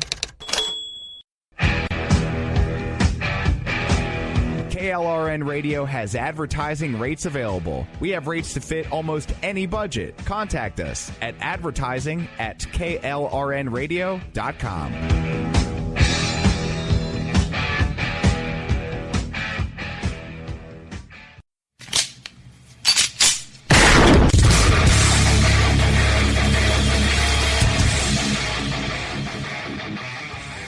This is Slickery Trigger for Rebel Road Tactical. With proper care and feeding, your pistol will be ready when you need it. There to save your life. Shouldn't your gear be that good? Whether you need a holster for comfortable everyday carry or a tough-as-nails holster for your next training course, Rebel Road Tactical has what you need. Check us out on the web at rebelroadtactical.com.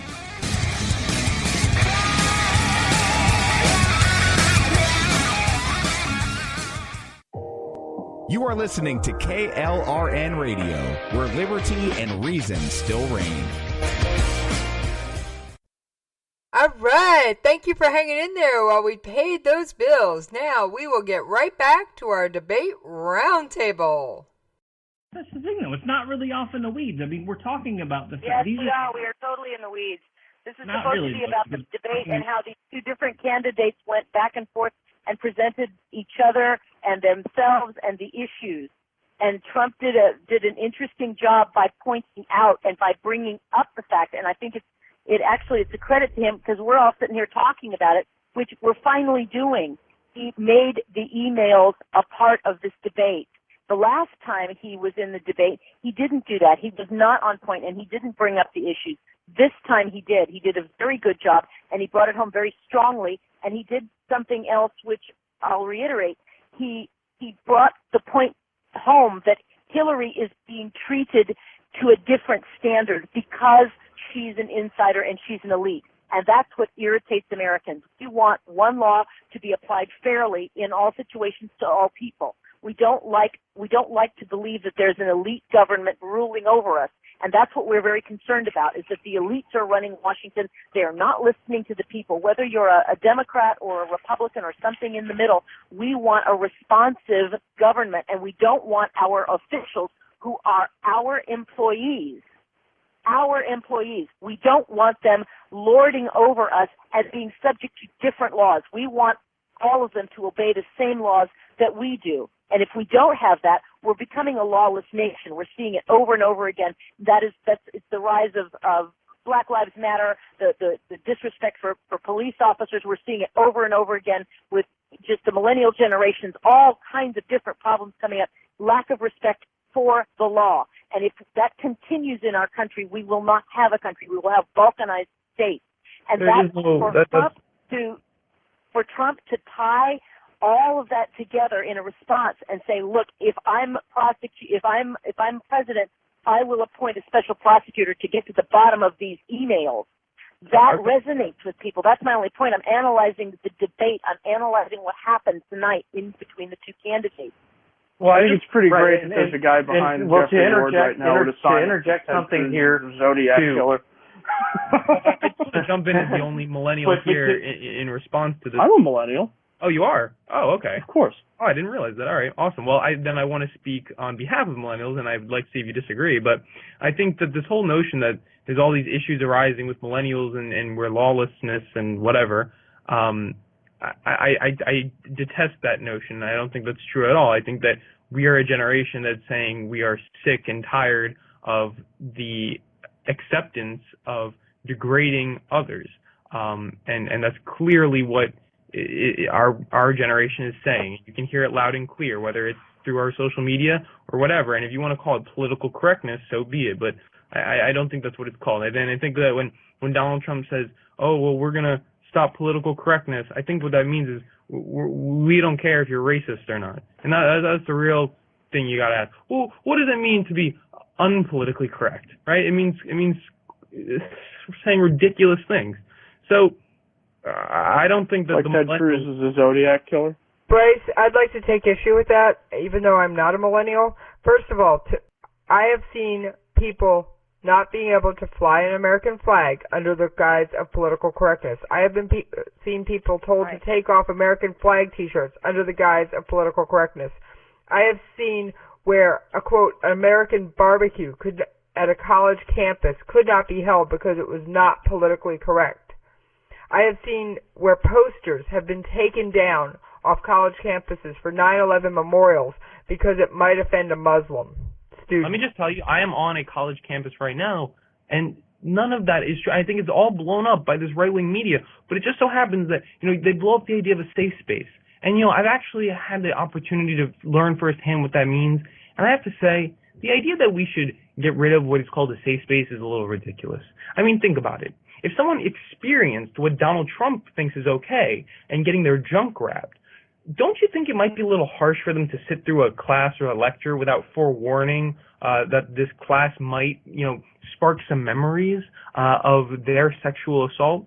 I mean, I don't know about Donald Trump's point of view on that, but the fact is that our generation is standing up to what it was formerly okay.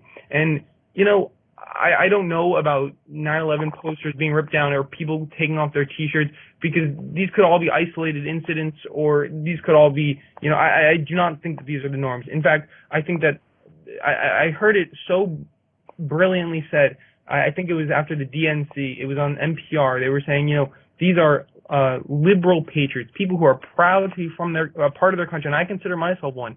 Someone who's a proud American, but really wants to make America better. And I'll end my point on this. I got to hear the Tuskegee Airmen speak, and I always bring this story up, maybe like a summer or 2 summers ago. And when asked with the question, why did you fight for a nation that didn't fight for you? And for anybody who doesn't know, they were the first African-American air regiment in the United States Air Force, even after documents saying that black people couldn't fly planes, they were too stupid or whatever, they couldn't be integrated. The Tuskegee Airmen were the first, and they were actually one of the best. And they said, in response to that question, which I found to be fascinating, they said, because in this country, we hold these truths to be self-evident that all men are created equal. And in this country, that's really one of the only places you can do that. And ultimately that this country is a great country because it has the ability to change, not because he said we didn't fight for a nation that was, we fought for a nation of what could be. And I think that's beautiful. And I think that's what millennials fight for. And I think that we're us saying we are sick of the status quo of, racism or sexism in society, of women getting paid different than men, or people getting different, callbacks from their resumes, as different based on your names. I think that there's a lot of problems in our society that definitely need to be worked out. And I don't think that Donald Trump is at all prepared to take on this changing face of America. And one last thing, actually. When you hear people like Karl Rove and a lot of the right saying, if we don't win this one, it's the end of the world, we don't win this one, that's it. What they're saying is simple. This is the last time, this is the last election that Republicans can win under their message of excluding people, of excluding the LGBTQ community, and of excluding large bits of minorities. So let's just keep trying to exclude them? Wait, who's trying to exclude them? Oh my God. Okay, time out. I'm going to make a proposal here right on the air. Watch more South Park. I'm going to make a proposal here. Whoa, time out. Weed killer. All right, I'm going to make a proposal here. Bryce, Susan, why don't you two hash some of this out on Finding Common Ground on a Saturday? I'm just bringing up what Donald Trump's platform is for the debate. That's all, and about the millennials. Now, Susan, I will let you respond, and everybody else, hush up. I just didn't know that Donald Trump had a platform that excluded people. I didn't think that. I thought he was trying to make everyone welcome. That's what I've heard. So it's news to me that he wants to exclude people based on. He wants to build a wall and not allow Muslims into this country. His vice president is Mike Pence. Okay, time out. That's not okay, so I'm going to get talked over. I just can't. No, go on, Susan. Go on, Susan. Immigration. I'm sorry. Go ahead. Go ahead, Susan. I think you're confusing what you were saying with that he wants to exclude LGBT and millennials and things. You're confused. He's talking about immigration, and he's talking about people who are not Americans who want to come into this country. That's called immigration. That's not got anything to do with people who are already here and part of a country. I have not heard anything in his platform or in the GOP platform that say they don't want a certain segment of America and electorate or people in there. So I think you're very confused on that.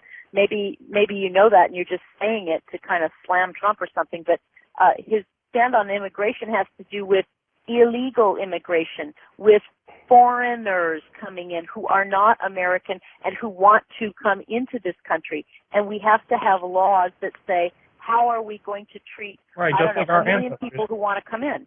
And it is a reasonable thing for any candidate to say, all right, if we get 1 million people who want to come in, we got to look at them and say, who are we going to let in and who are we not going to let in? And I'm not aware of anything that Trump has said that said, I don't want LGBT people coming in from foreign countries. I haven't heard that. What I have heard is that he does not want illegal immigrants who are already here to stay. He wants anyone who's come here and overstayed their visa or has come across the border illegally. He wants them out and to leave because they're hurting jobs and because they've broken our law. That makes sense to me. I don't think that he's saying that millennials should leave the country. So I think he's trying to say, let's enforce the immigration laws that we have, and let's make sure that we vet anybody who wants to come into America and make sure that they actually want to come in and be assimilated into our American culture. I think that's a great thing. As the other millennial here, I have to tell you that I Donald Trump really is kind of a racist. It's just the facts. And when we talk about millennials, well, they vote this way, they vote that way.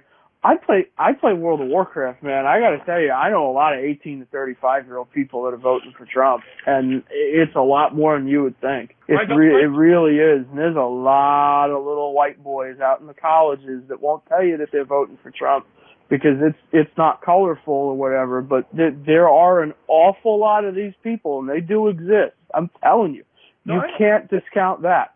They really do exist. But we're getting aside from the fact that he has a vice presidential candidate who signed a incredibly restrictive religious rights bill.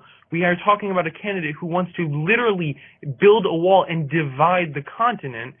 We're talking about a candidate who wants to, quote, ban Muslims from coming into this country. I mean... Okay, Bryce. I don't have a problem with the wall. Bryce. You don't have a problem with the wall?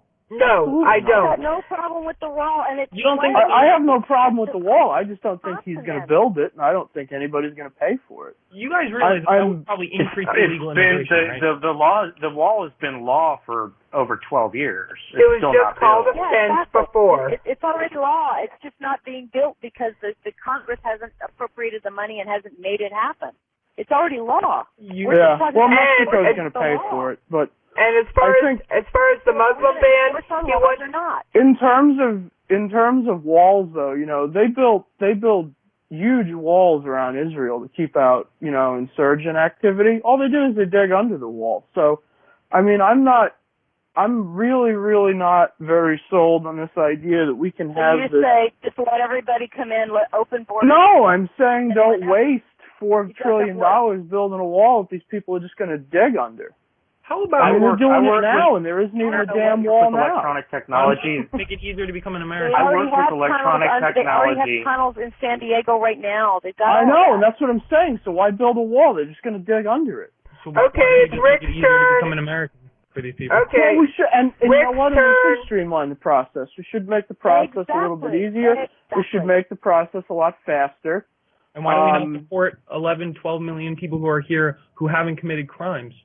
Violent crimes. Let me preference that. How about this? Yes, I'm glad you said that. I'm glad you said violent because, in fact, being here illegally is itself a crime. So, yes, but we should we keep the people who have already broken the law, or should we deport the people who are violent offenders?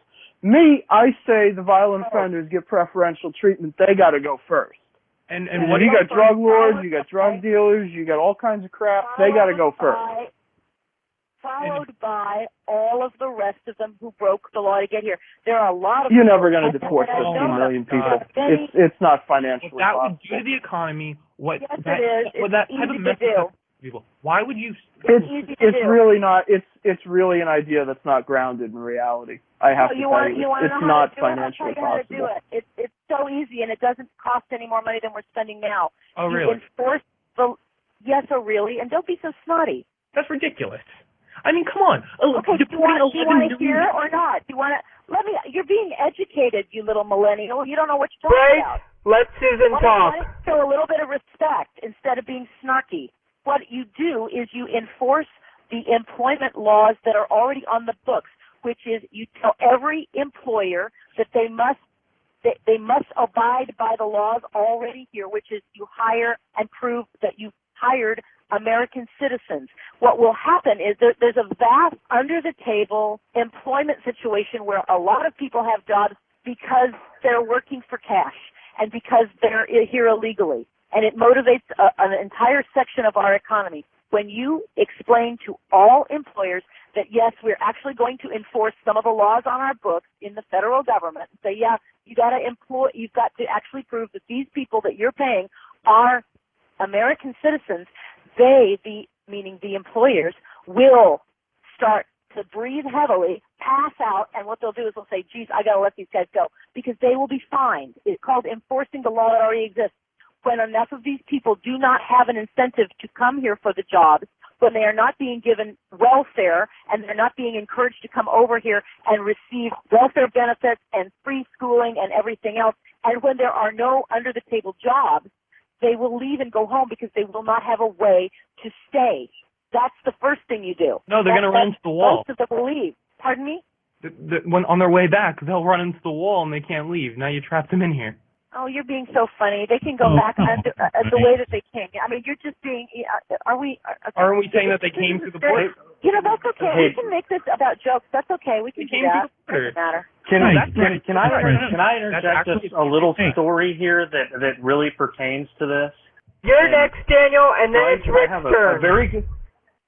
I have a very good friend who just took her citizenship test, passed it with flying colors, and has gone through everything she was supposed to go through to get her citizenship.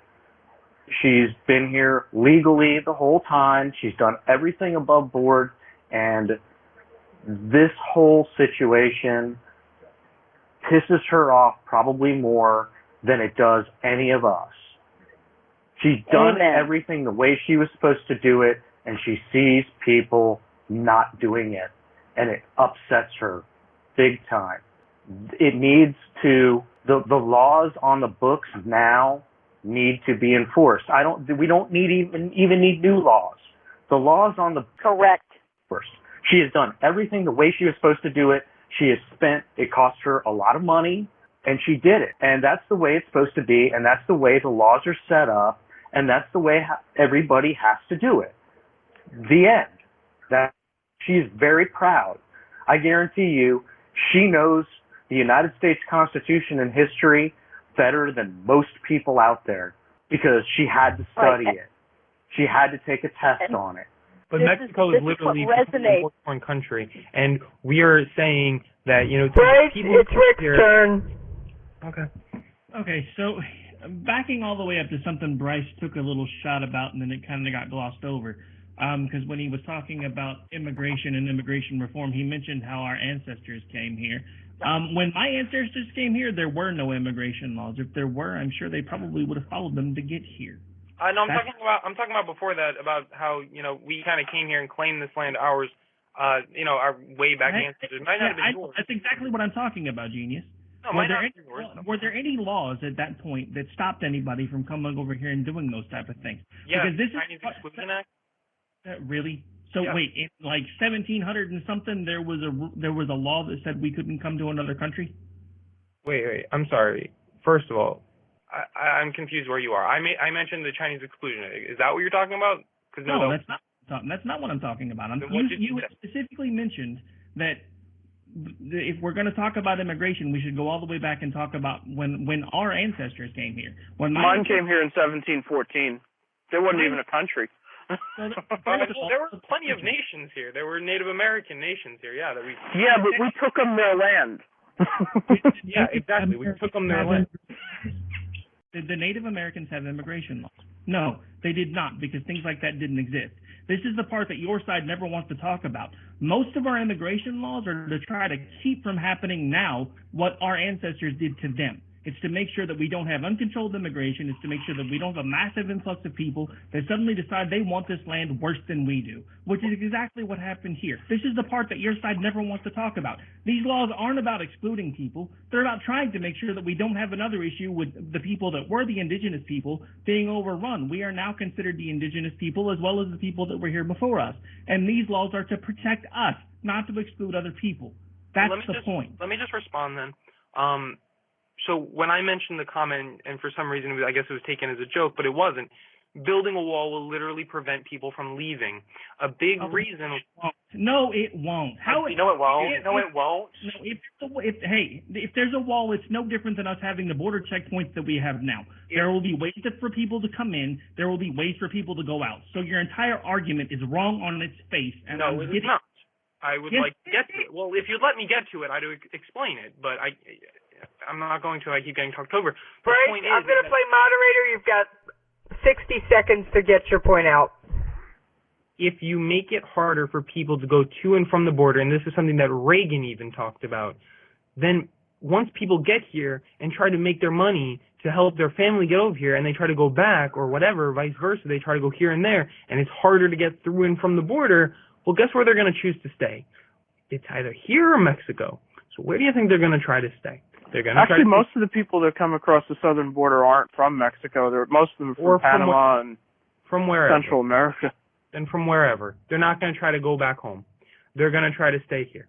And the fact of the matter is that this country, it's insane to me to think that we are going to now deport all these people.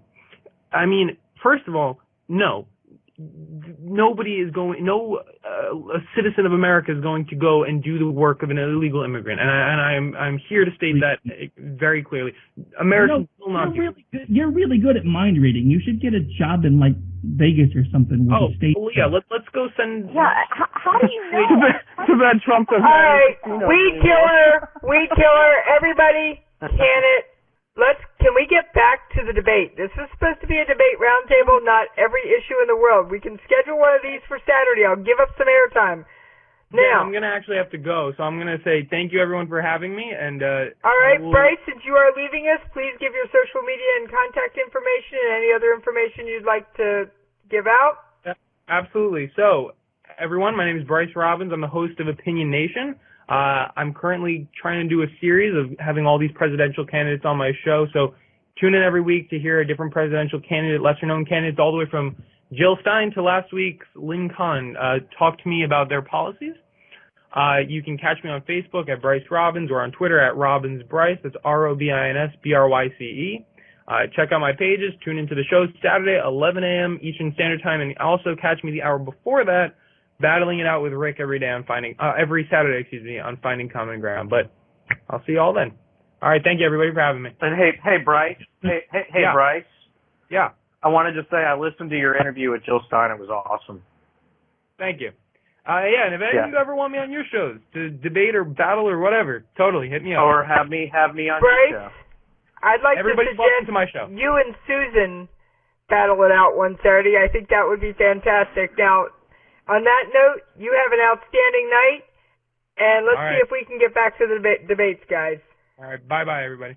Okay, so Susan. Since I'm now the only millennial left. Bill, you've got a minute to make your point, and then it's Susan's turn. You know what the problem really is with millennials? They're always looking to be sheltered from something, and I don't blame him, because that's sort of how I used to be when I was 19 or 20 years old. I always wanted to be sheltered away from something, because words are evil. And, when you go to college, they teach you this very Kropotkinist kind of crap that, words can induce physical harm on somebody, because, a word can make you sad, and sadness makes you depressed, and on and on and on and on. And, and it's really, really kind of shocking that in the 10 years since I was college age or so, kids have really gotten to a point where they can't overcome adversity, whether it's language or situations or conflict. I think safe spaces are ridiculous, I think trigger warnings are for children. Look, we live in a grown-up world, and we live in a world that's not necessarily black and white. There's shades of gray and yellow and green in between everything. You know, at the end of the day, you have to kind of figure out how to live with other people. And, you know, like I said, the problem that we have sort of gotten into with the Republican Party today, that Bryce was sort of hitting on, but because he's just too left, he doesn't really know how to say it, but I'll say it for him. The problem with the Republican Party today is that it confuses racism with challenging leftist authoritarianism. And that's wrong. It absolutely is wrong, and no one here, I hope, will tell me that that's not the case. But that is most certainly the case from my viewpoint with Donald Trump and with his fans. They confuse being boorish and nasty and violent and infantile and disgusting and puerile for fighting some kind of language policing. And it's not the correct response. And so their response is to go in a very visceral direction and become violent and racist and disgusting. And it absolutely exists, and we shouldn't be afraid to call it what it is, and you should always call a spade a spade.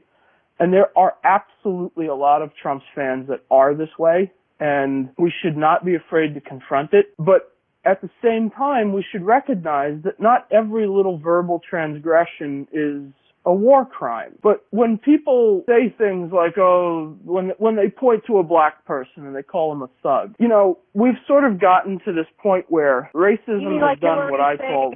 They're super predators. You mean like Hillary calling them super predators and that they need to be brought to heel, like that, right? Sure. And we've sort of gotten to this point where racism is sort of, it's not institutionalized like they say it is, but it's gotten to a point where you know when you see it, but when you say something, people go, oh, come on, that's not racism. I go, dude, yeah, it kind of is. You know, I know why you said that. Like, you know, you're not fooling me. And they're like, no. I'm like, racism has sort of gone underground, and it's become very intellectualized now, and it's very odd. But like I said, at the same time, not every word against you is a war crime or racism, but you should know it when you see it. And we're sort of getting to that point where we can't tell the difference anymore, and that's a problem. Well, yeah, kind of like when the guy on Twitter with the swastika as his Abby says something to me, and I say, I just don't deal with you racists, and he goes, oh, the racist card. Well, yeah, you've got a swastika in your Abby, and you've got the Auschwitz gate across your header. What am I supposed to call you, you know? Yeah. And you just called me a hook nose, and I'm not Jewish. Yeah. All right, I'm going to go out on a limb here, and I'm going to say I'm probably the only Jew on this call. Good. Rick might be Jewish. That's a safe bet. All right, first of all, when I see the Auschwitz gates, depending on the context, I can be offended or not. When I see a swastika, I am offended. So I'd find one of those images offensive, the other one not so much, because the other one makes me remember. The Auschwitz gates make me remember what happened and makes me want to say never again. The swastika, yeah, no, that's offensive. But Jessie, I'll give you one example where you would not be offended if you saw a swastika, because as you just rightly acknowledged, it's all in context. What if you saw a swastika on a flag in a big bucket of urine? How about that? I would actually... Context matters. Okay. Yes, but I'm not sure. I'd probably be offended by that art display anyway, just because I would find the bucket of urine more offensive as offensive as the swastika. Exactly, but my point is of course that almost everything must be taken in context. Almost everything, and we as free people, especially because we cherish free speech so much, we have to take a pause and just remember that we have this gift of freedom, and we can't abuse it by censoring it. We have to look at context. We have to look at all these things, and to use a sweeping broad brush stroke and say something is always offensive, regardless of a content. It's just, I know we get sometimes our passions get away with us, is all I'm saying. But anyway, we've gone so far afield from the debate and how these two people performed last night for the American people. But I'd like to really get back to it because I found some interesting stressors that I saw with Hillary. She looked stressed. She wasn't doing as well, and when she realized that she wasn't doing as well, her tone changed a little bit. Did anyone else pick up on those things? Did anybody see how she changed over the course of the hour and a half? All right, I'm going to call the batting order to respond to that. End, I think I'm going to call the batting order to respond to that. We're going to go with Daniel, Rick, and Bill. And then it's back to Susan to bring up another point to keep everybody on track. And everybody is going to have a minute or two to respond because it is getting late. And I don't know about the rest of you, but my eyelids are getting a little droopy. So let's try and wrap up a few more solid points about this debate. Oh, I will agree with Susan there. I mean, I think Hillary got a little more shrill towards the end. And I also want to kind of correct myself from a little earlier when I kind of said that I don't feel anybody won. It's more of a feeling of nobody has won me over. I think Trump probably won the debate. I agree with that. Nobody's won me over at this point. I'm still 2 debates in and a vice presidential debate in, and I'm still not voting for either one of them. But I do agree with you. I think by the end, I think Hillary was getting a little frustrated. She was getting a little more shrill. She was getting that Hillary yelling thing going again. I'll totally give that to you and to Trump. I mean, I think Trump got her a little, definitely by the end of the debate. Your turn, Bill? Oh, I think Trump lost the debate. I think he had too much to prove. And what? Give us examples why. What causes you to believe that? So that you're specific to. So when people are listening, they'll say, "Oh yeah, I see what you're talking about."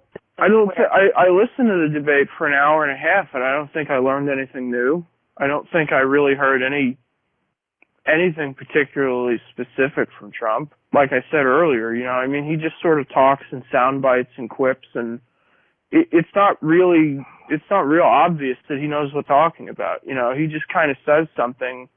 He talks in a sound bite, and then he just kind of moves on and just kind of banters, and that might work really great on TV, but I mean, when people ask you how are you going to fix the economy, and he says one thing and then starts talking about George Soros for 3 minutes. I mean, I don't feel like that there was any specifics, and I think that he had a larger mission today, which was, to kind of regain people's trust and whatever because of what happened in the last 72 hours. And I'm not real convinced that he did that. I'm just not. Not that I particularly think Hillary was all that great either. I just think that, she looked a little bit more, on point. Rick? Okay. I don't know. For once, I have to say that, I don't know. I mean, I still don't necessarily think there was a clear winner, clear loser. But I do think that Trump did a little bit better job tonight making points. Some of what scared me was the back and forth in the beginning again, because it seemed like it was more like a couple of kindergartners throwing Play-Doh at each other than an actual debate. I think towards the end, I think he got her rattled pretty well. Again, kind of what Dan was saying, nobody's won me over at this point. So when I look at it, I'm colored in my decisions about who won the debate based on how I feel about the candidates. And in my opinion, as I've said pretty consistently for several months now, as far as I'm concerned, neither one of them should be eligible to be president because each of them has enough things and skeletons in their closet that we don't know who all knows about these skeletons and who may wind up making them do things later based on what information they have on them. There are certain things that should exclude people from being in public office when we know for a fact they have a laundry list of things they've done wrong. And the simple fact of the matter is we know this about both of them. And that scares me. The fact that the American people have so lost touch with having things like morals or even clear guidelines of what a person is or isn't supposed to do.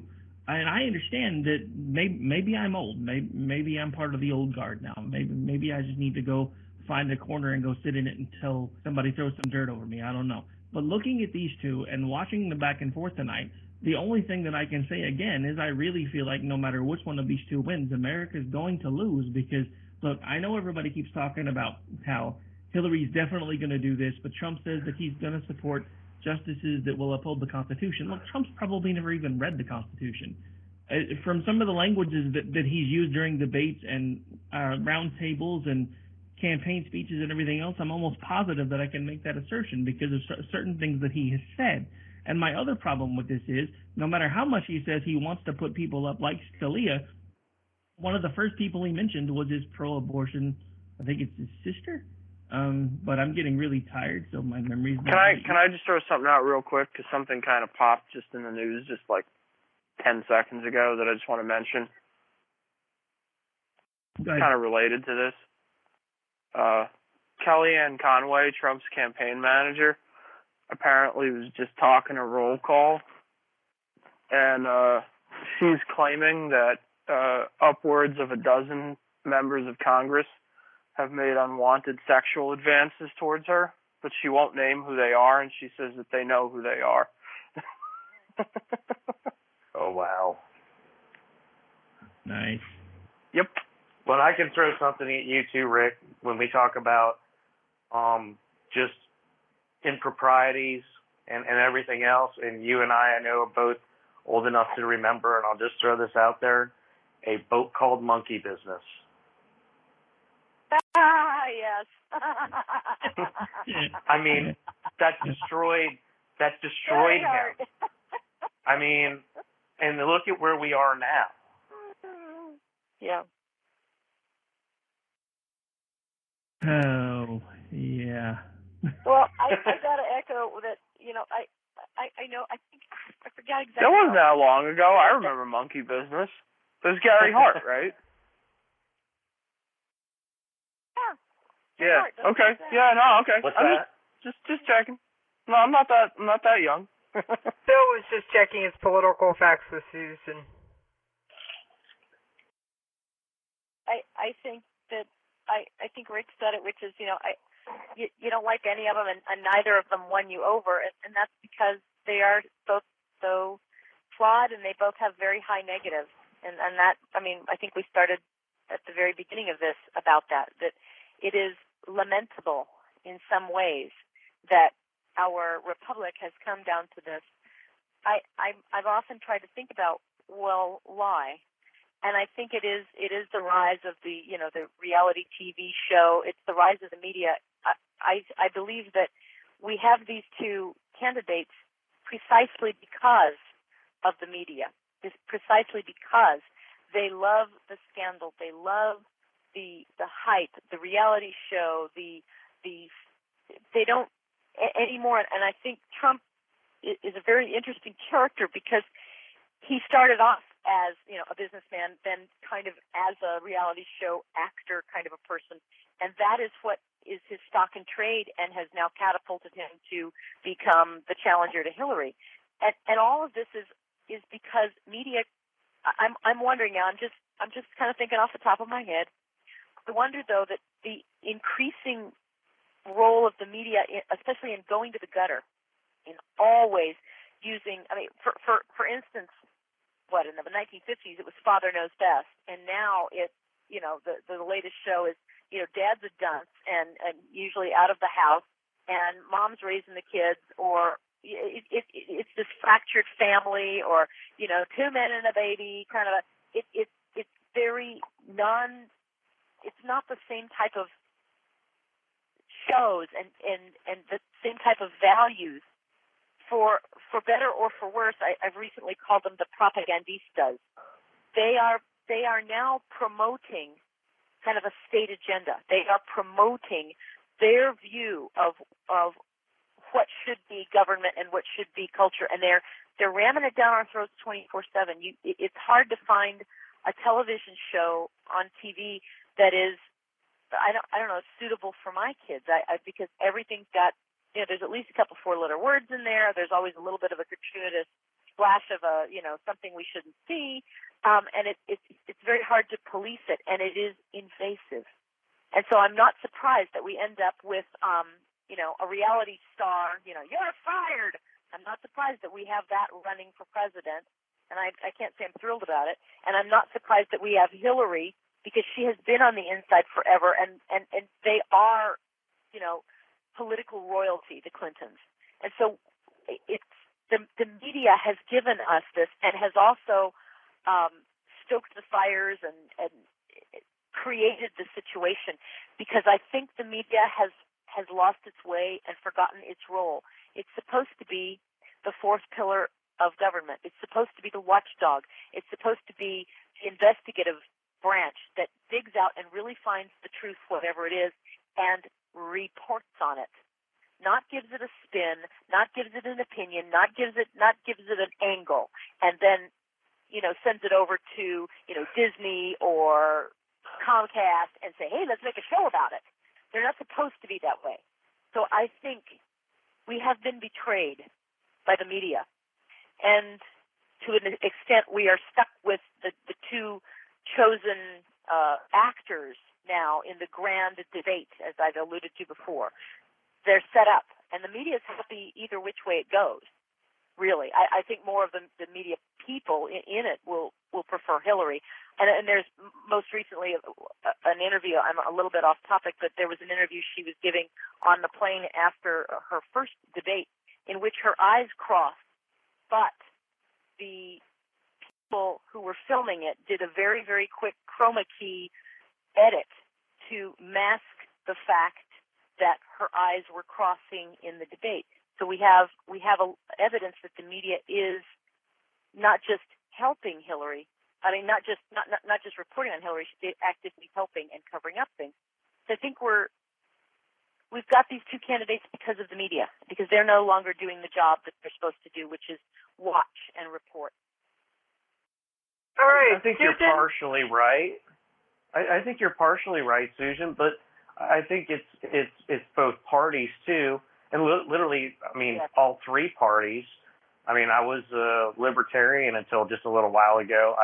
They disgusted me too, and I even saw something during the debate when Aleppo came up. A friend of mine had a post that said Gary Johnson was watching the debate and wondered why they're talking about dog food. I mean, it's all a joke. Everything's a joke. I mean, I sat there and said, "Oh my God, the Libertarian Party actually got on the ballot in all 50 states this year, and then they plugged in Gary Johnson again." It's like, what? Why? I mean, it's the media and it's the parties. The Republican Party has no spine. It really has no spine. Oh, I agree. Even though I don't like Trump, watching people that have endorsed Trump back out, it tells me they have no backbone. There's no backbone in the Republican Party at all. Yeah, but if they There's stayed no and backbone. continued with endorsing him, then you and I would just call them pervo enablers. They're kind of damned if they do and damned if they don't at this point. They made their bed, now they should lay in it, I guess. But yeah. The GOP totally owns the Trump candidacy because they made sure that they played the angles. They flooded the field, 17 candidates, and the moderates in the party, they want to continue the establishment. They want to continue the business as usual, and they made a calculated decision that we don't want some of the more conservative elements to win at all costs. Better to throw the race to Hillary. And they've even come out and said that they would actually be able to work better with Hillary. So yes, the parties are for sure to blame, but that's what the media is supposed to be guarding against. The media is supposed to be the watchdog. don't forget Sean Hannity. Call Sean Hannity. What I'm saying is we don't like either of the choices we've been given, and I don't even like the fact that we've been given them. And unfortunately, well, maybe fortunately, I'm hoping that the millennial generation will see this and become as disgusted as you say they are, and actually engage and start participating in elections and in the political process, so that we can change this. It can happen very, very quickly if people engage and begin to be educated. There's more information out there, and if you want to, study and research things, you have a better opportunity now than any other time in history with all of the internet and the ability to find things and find information. And there's so many different media, conservative and non-traditional type media opportunities out there to find information. I'm hoping that the millennial generation doesn't just stay on their iPods and their iPhones and just play, apps and games and do Pokemon Go all day long. I hope that they engage and start seeing that they're being manipulated and played by the media, and that they start paying attention to what people actually say. Again, neither of these candidates is ideal by any stretch, and I'm not happy with them. But at the end of the day, each of us has a responsibility to vote for something that would be, I guess, the least bad or the best of all bad options. It's like taking the SAT and which of these answers is the best one, even though they're all kind of bad. We have to do something. You cannot check out. You cannot, and that is something else I think the media does. I think the media is out there to try to depress us and to try to make us feel like, oh, it doesn't matter, Hillary's going to win anyway, or Trump's going to win anyway, or whatever the line is of the day. And they hammer us with polls and different things to depress and disorient and to make us all say, I'm not going to bother anyway, check out, so that you depress the vote that way. I just wonder how much of this is a coordinated idea to get people not to engage in their government, not to participate in the crafting of freedom. I don't know. It bothers me that we're stuck with these people. Well, that's why it bugged me, and why I will no longer call myself a libertarian, is that I can guarantee you right now, if the Libertarian Party had nominated Austin Peterson, he would be on that debate stage. I guarantee it, because by following him, I watched as Rubio dropped out, and then as Cruz dropped out, as every candidate dropped out, his numbers grew. He was doing Facebook casts every weekend, and the numbers were growing. I watched them every weekend, and it was all Cruz supporters and Rubio supporters. They weren't going to Johnson. They were going to Peterson. And we would have had 3 people on that debate stage, and I can tell you right now that Austin Peterson would have owned both of them in the debate. He would have absolutely owned both of them, because he owned the libertarian debates handily. There wasn't even, but the Libertarian Party didn't like him because he was too conservative, which just blew my mind. It's like, so you're going to take the guy that could probably get that 15 to 20% and make the debate stage, and you're going to shove him aside, you're going to plug Gary Johnson back in again. It was almost like they were just saying, we're good with Hillary. It really was. And I Austin Peterson's doing what he's supposed to do, and he's supporting Gary Johnson, but I see a split coming up in the Libertarian Party. I think the Libertarian Party is either going to get their act together or they're going to go away, which is they've gotten themselves on the ballot in 50 states. All right, on that note, I'm going to butt in because here, for those of us on the East Coast, as most of us are, Eastern Central Time, it's getting rather late. So I'd like to go around the horn, 1 minute to wrap up, and 1 minute to give your social media and other contact information. And then, Susan, I'm going to ask you to hang with me for just a few moments after that. All right, let's start with Rick, who's been the quietest. And Rick, you get 2 minutes to wrap up because you've been quiet. I don't really need 2 minutes to wrap up because I've been saying the same thing every time I've given a chance to talk. But, I mean, like I said, nothing's changed for me. I mean, look, I know everybody wants to make excuses for both of them, but I'm going to say the same thing tonight that I've been saying on Twitter. Moral equivalency be damned. We're talking about 2 different candidates that in one way or another have either enabled or actually possibly even done some sort of predatory behavior. I have problems with both of them. That hasn't changed for me. I think overall, if I'm going to give anybody any points for tonight, it probably still has to go to Trump, at least for tonight, because he got in a couple of zingers, and let's face it, that's all anybody's looking for anymore, is who got in the best one line of the night.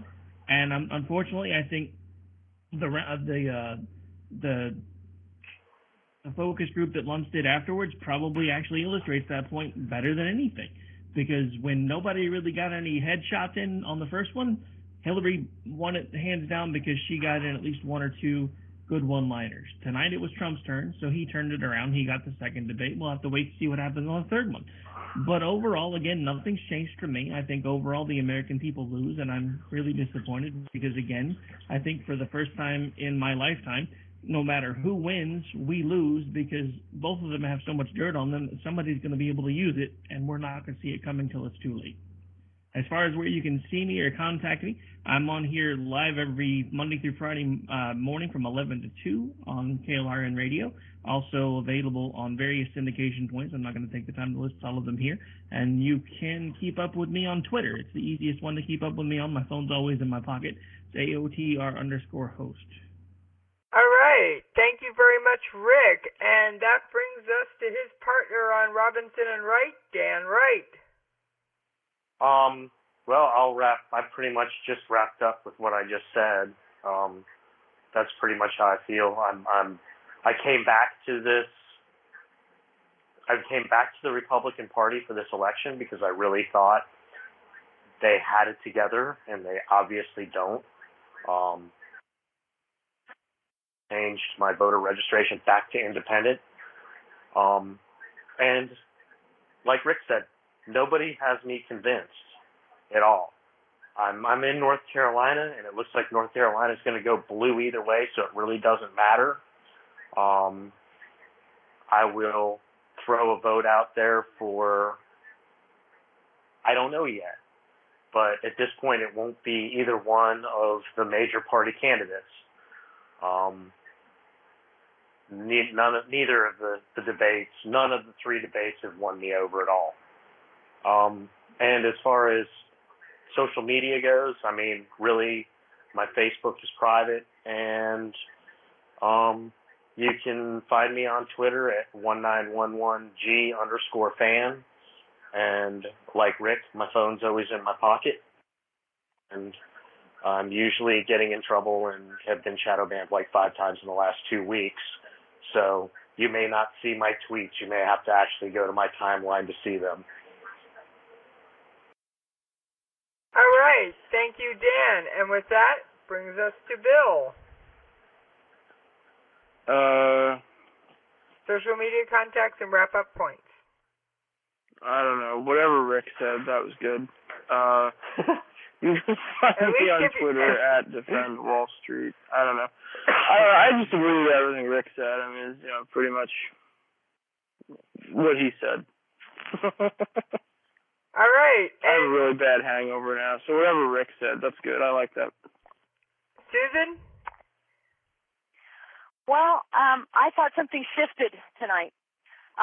The first debate, Hillary had scored all of the points. Tonight, something shifted. I think we saw Donald Trump being much more disciplined, much more focused and serious, as though he's really taking the race seriously. I think we saw him pacing and walking about, looking very focused and like a lion, and with real, true intensity. And he stayed on message for the most part. He still had some of his signature rambling, but I saw a phenomenally improved performance by Mr. Trump.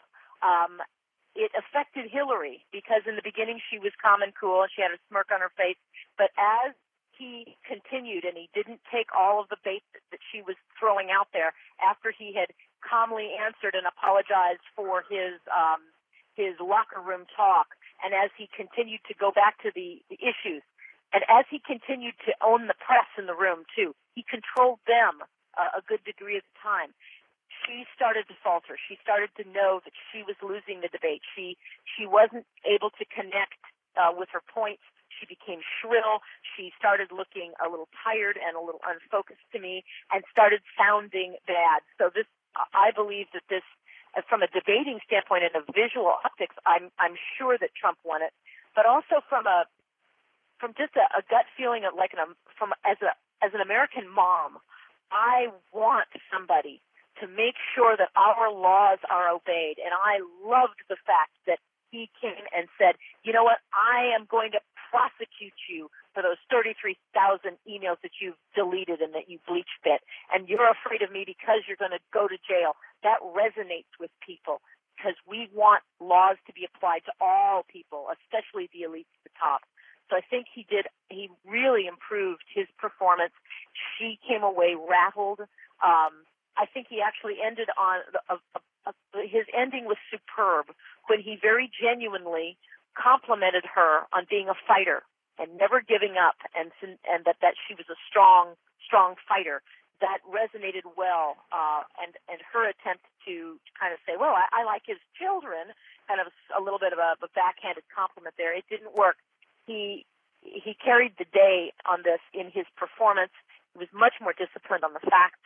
And I think you're going to see a bump in the polls for him as the polls come in tight. And I think this did him a world of good, and it might have actually swayed some of the more conservatives among us, like myself, thinking, well, gee, maybe we actually have a guy who will do what he says and will take this seriously. So I was pleasantly surprised by Trump's performance tonight, and I was glad to see Hillary stumbling because I don't like her. All right, and your social media contacts? I forgot. I'm sorry, I forgot to. I'm a little new at this. I guess you can follow me on Twitter at Real Susan Swift. You can find my website at susanswift.net, and I write regularly at politichicks.com. If you go to my website, susanswift.net, you can connect to me on Facebook and Twitter, and also find all of the articles that I write regularly for Politichicks. So susanswift.net is the best way to find me, and at Real Susan Swift on Twitter and Facebook and Instagram. All right. Well, I'm going to wrap up by reading another couple of Frank Luntz's tweets. The pundits are saying Trump's special prosecutor line was the worst part of the debate, but the people are saying it was the best. To be clear, the odds against Trump are high. He won the debate, but Hillary may still have the lead, but she doesn't have the election wrapped up.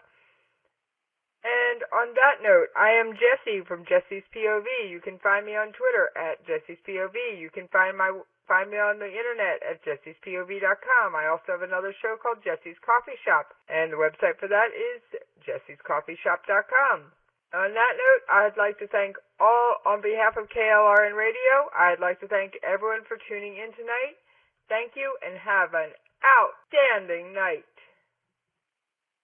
All right, folks, we need to take a brief commercial break. We'll be right back with you after we pay them bills. The following message contains a special offer for listeners of this station. Are you a man over 40? Are you constantly looking for the nearest bathroom? Do you wake up multiple times a night to use the bathroom? Right now, Perfect Prostate is sending out free bottles of their groundbreaking new formula to listeners of this station. Perfect Prostate formula was developed by medical doctor Mitchell Fleischer, and its ingredients have been clinically studied to reduce your frequent nighttime bathroom visits and promote healthy urine flow. Right now, preferred customers get their first bottle of Perfect Prostate absolutely free. There's nothing to lose. Perfect Prostate is guaranteed to reduce that constant urge to use the bathroom, especially at night, and promote healthy urine flow. Don't wait. Call now for your free bottle. Just pay shipping and processing. Dial 1-800-675-0251. That's 1-800-675-0251. Supplies are limited. One free bottle per household. Call now. Dial 1-800-675-0251. That's 1-800-675-0251.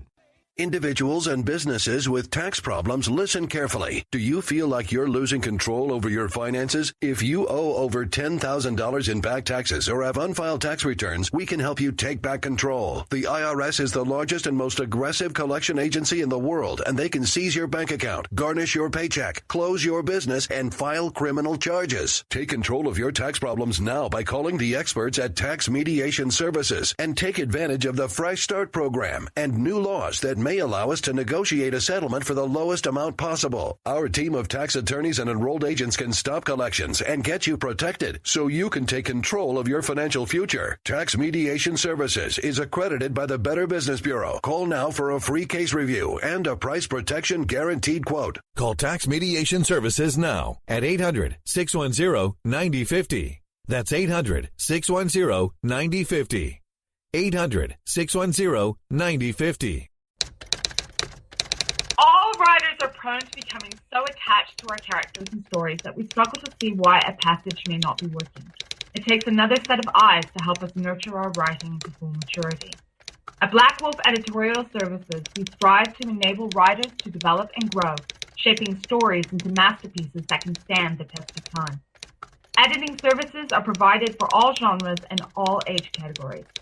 Services range from critiques of the short story through to the line edits of the full-length novel and copy editing for those preparing for publication. We also offer assistance on generating a writer's bio for your websites, as well as help with those book blurbs and promotional material. We won't abandon you to the masses. We want to celebrate with you in your successes. Black Wolf Editorial Services, nurturing your writing into maturity. For a full list of services and prices, visit us at blackwolfeditorial.com. KLRN Radio has advertising rates available. We have rates to fit almost any budget. Contact us at advertising@klrnradio.com.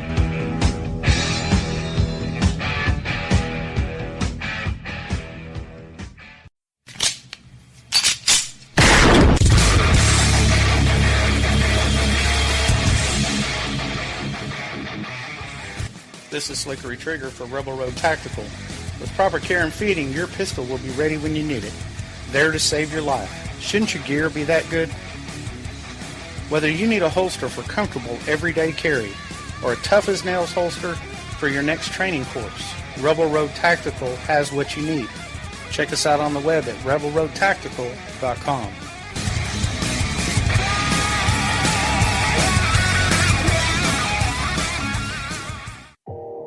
You are listening to KLRN Radio, where liberty and reason still reign. All right. Thank you for hanging in there while we paid those bills. Now we will get right back to our debate roundtable.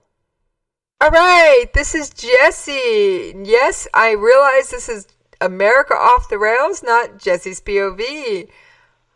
Rick had to run after the debate roundtable because we were getting a little long in the tooth there, so I am being joined by very special guest Susan Swift to help me round out the last bit of airtime here on America Off the Rails. Susan, thank you so much for joining me. How you doing tonight after all between the debate and the roundtable? How you doing and how you holding up, girl? Oh, I had a blast. Thank you very much for having me on, Jessie. I really appreciate it. And I was loving watching the debate. I had the pizza and the popcorn, and we were cheering and fist pumping the air. I had a blast. Well, I'm glad you had fun. Got to have some fun in your life. Hey, this political season. This is just it's the craziest thing I've ever seen, and it is a reality TV show, and it's actually entertaining. It's a sad commentary on our politics, but you got to admit, it's a cliffhanger and nobody knows what's going to happen. So it is entertaining in its own sad, frustrating, sick way. I'd have to say this is one reality TV show I can't say is probably scripted. This one is definitely not scripted. I don't think we can get Trump to stick to a script anyway. Well, whoever wrote the script then, I don't know. But I was happy tonight because I finally got to hear Trump put facts against Hillary and just nail her down. That's what I wanted to hear in the first debate, not because I'm a Trump fan, as you know, and maybe some of your listeners know. I'm not a Trump fan at all. He wasn't my first, second, or third choice out of the GOP. I am an actor, a lawyer, and one conservative mother. That doesn't mean I like Trump. He is he is the GOP nominee, and for better or for worse, that is the choice we have against Hillary. But what I enjoyed tonight was finally getting some of the issues and the facts on the record, and I'm hoping that the American people who may not have been paying as much attention as I'd like to politics, I hope that they heard some new things and made them, listen and take note. I wouldn't be surprised if this debate had more viewers watching than the first debate, precisely because of what the media did in the last few days leading up to the debate. They released the tape of Donald Trump in 2005 using locker room talk about a woman and her privates and grabbing her and all of that, and it's very offensive. But I think it actually motivated a lot more people to tune in, maybe because it's entertaining. It's like, oh wow, now it's getting spicy, and I think people actually wanted to tune in to see what Trump was going to say. I know one of my kids said, "Now I kind of want to see what he's going to say about that." So I think it actually piqued interest, which who knows? Maybe that's part of why the media loves releasing things about Trump. It's all Trump all the time. So I was very happy to hear the real facts and the real issues come out, because when Trump addressed the situation about his locker room talk, he addressed it full on, very succinctly, and said, "Yeah, that was a long time ago. Shouldn't have said it. But I want to get to the issues." And then he pivoted, and he immediately went back to talking about things that matter, and also pointing out the fallacies and the lies and the things that Hillary has been doing. And I liked seeing that for the first time, that we've actually gotten to some of the issues now. We're only 30 days out from this election, and we're finally getting to some issues. I know. So all right, can I get you? That was a good thing that happened. Can I get you to tell me your top 3 issues and what Trump had to say about them tonight that you felt that he brought out, the specifics that he brought out that haven't been brought up before? Well, it probably will have been brought up. A lot of people will probably be talking about them. I think, but I think the one thing that I think resonated with the American people the most was when he told Hillary that you're afraid of me becoming president because I will appoint a special prosecutor to investigate why you deleted 33,000 emails and why you used BleachBit to make sure that we couldn't get to them. That resonated. I don't know if the pundits liked it, but I sure did as a mom and as just a regular person thinking, I want my government to hold everyone accountable to the same laws. I don't like the system that exists now with elites in Washington playing by new rules and the media treating people differently and our laws not seeming to apply to everyone.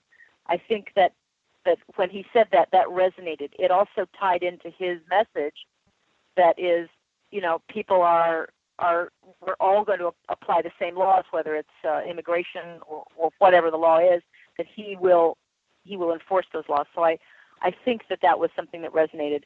Another thing that I loved to see was that we finally got to the issues about what the 2 candidates are going to do with the Supreme Court.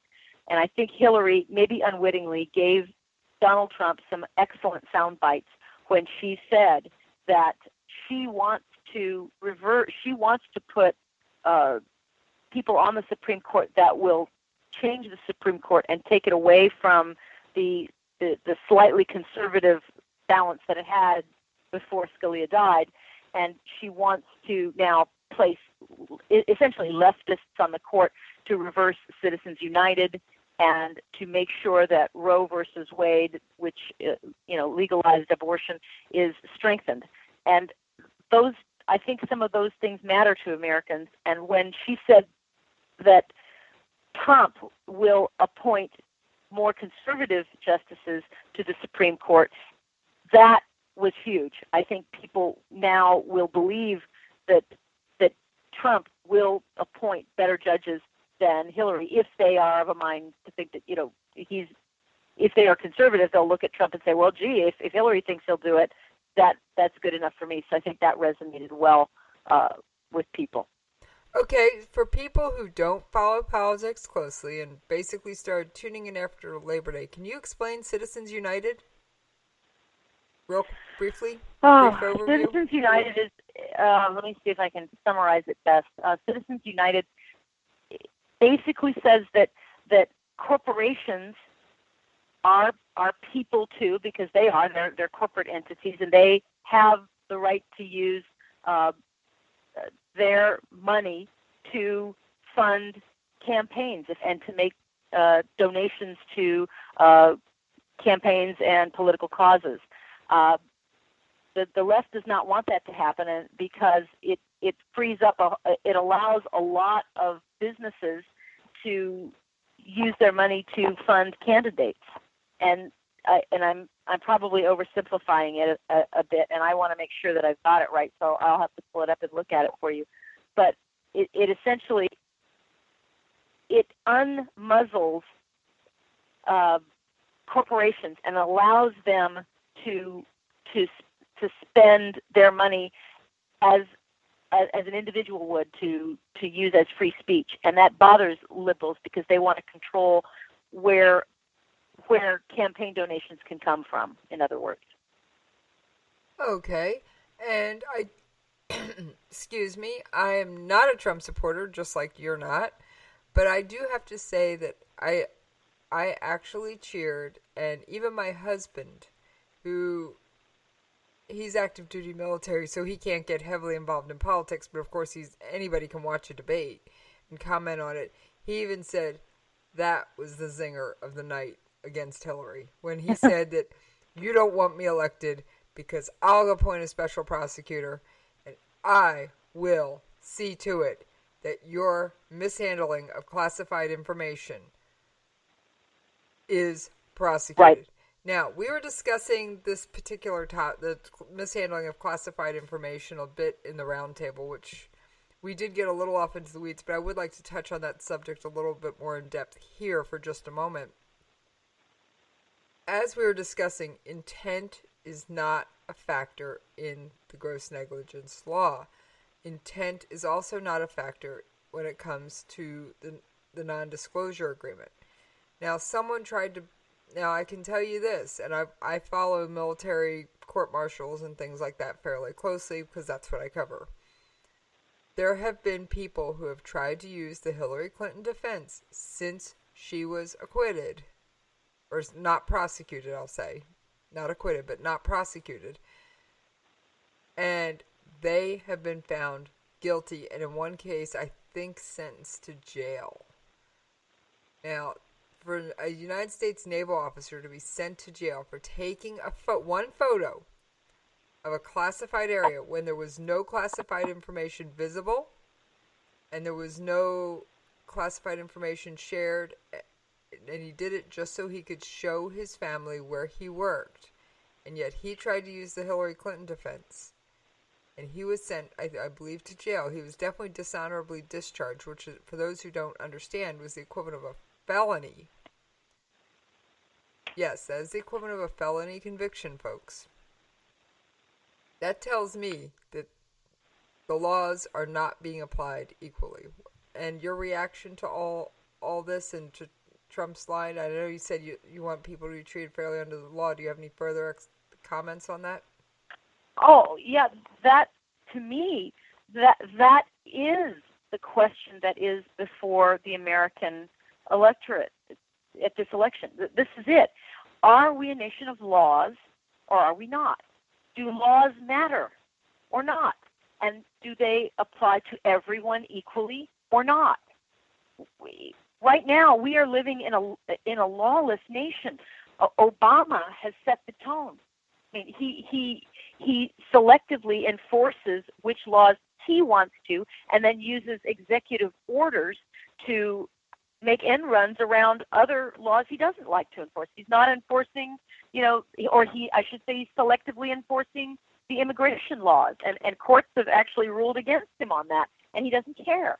So we're actually in the middle of a great tug of war right now between people in government who want to rule over us and apply laws in a very selective fashion. And I contend that that's mostly Democrat, but there are elements of both sides in that. There is the elites of government versus the concept of America, why we were formed. We believe as Americans that we receive our rights, our life, our liberty, our pursuit of happiness from God Almighty, not from government. And that's what's being tested right now. That is what we are battling over right now. Does the government rule over us, or do we control the government? Are our laws going to be applied to those in government as well?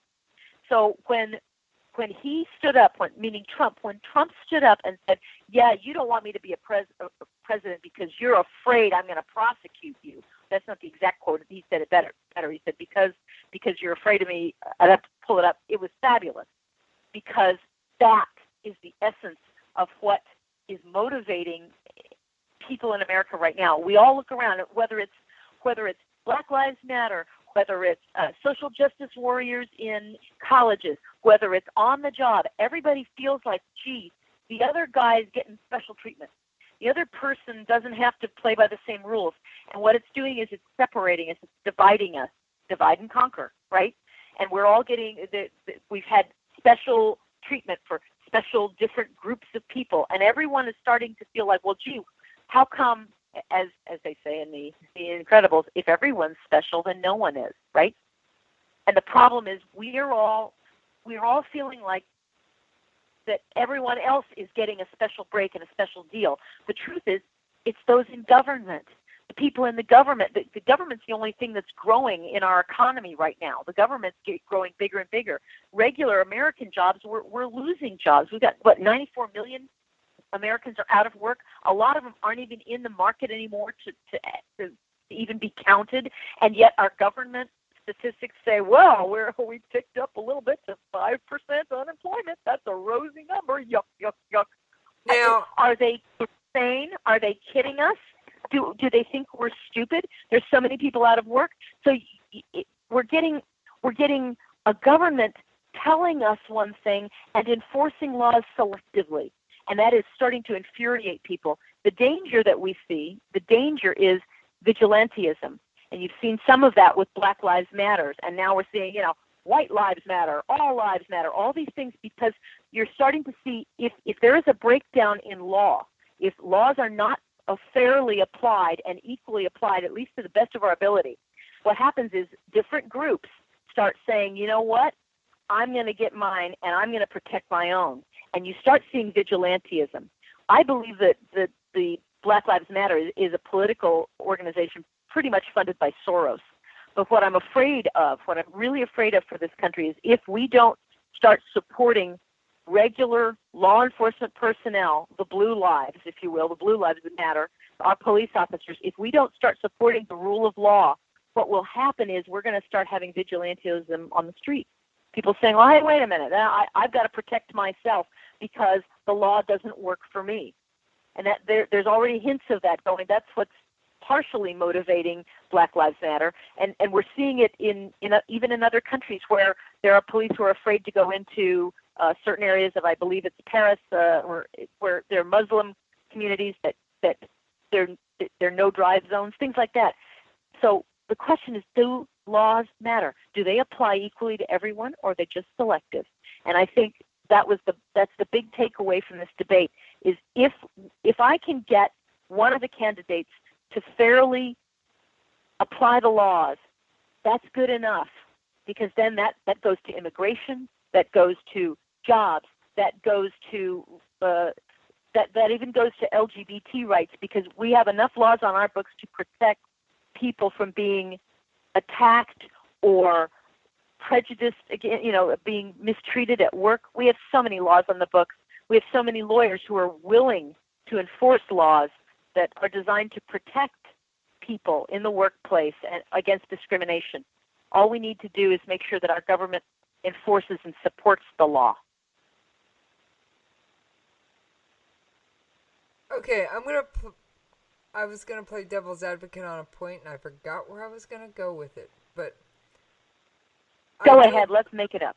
I do agree that laws need to be applied equally across the board. I firmly stand on that. There was a point earlier on that you made. I was like, wait a minute. What about the other side of that coin? I'm sorry. Oh, that's okay. That's okay. I'll recover. It's pre-record. I can pull it out. Anyway, so what? Oh, I was actually trying to find that clip for Donald Trump where he said that he was going to appoint the prosecutor. And I couldn't remember what question that was replied to. But say that again.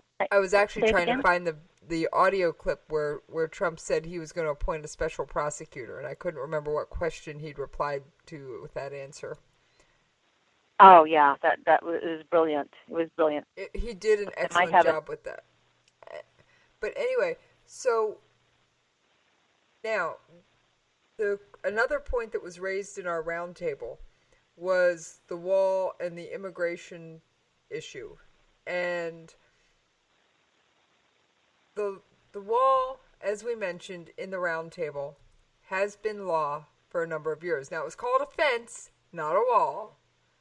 And believe it or not, this comes from my knowledge from covering the international side of things, the same company that helped Israel put up its walls has said, we can build that, and we can do it for approximately X amount of dollars, including all the technology you need to monitor the ground under the wall. Being someone who knows the price of freedom. For those of you who don't know my background, I am a Special Forces widow, and I am remarried to another member of the United States Armed Forces. So if anybody knows the price of freedom, it is not free, and I know it. I've had that knock at the door. I've lived through the knock. And thank you. Yes. Thank you, Jessie, thank you so much for being the support team for that man who was eternally vigilant and gave his life for our country. Thank you so much. No problem. It was my honor to stand by him every day that I did. And it was one of those things I love him, and I married him after he was already in the armed forces, and in my opinion, to ask him to change what he was doing in the armed forces or to get out of the armed forces would have been asking him to change something about himself that was part of what I loved. So it wouldn't have been fair.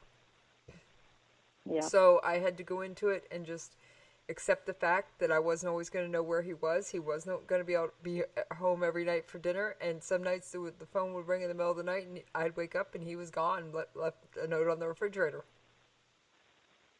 And that, wow. I mean, that was my life for years.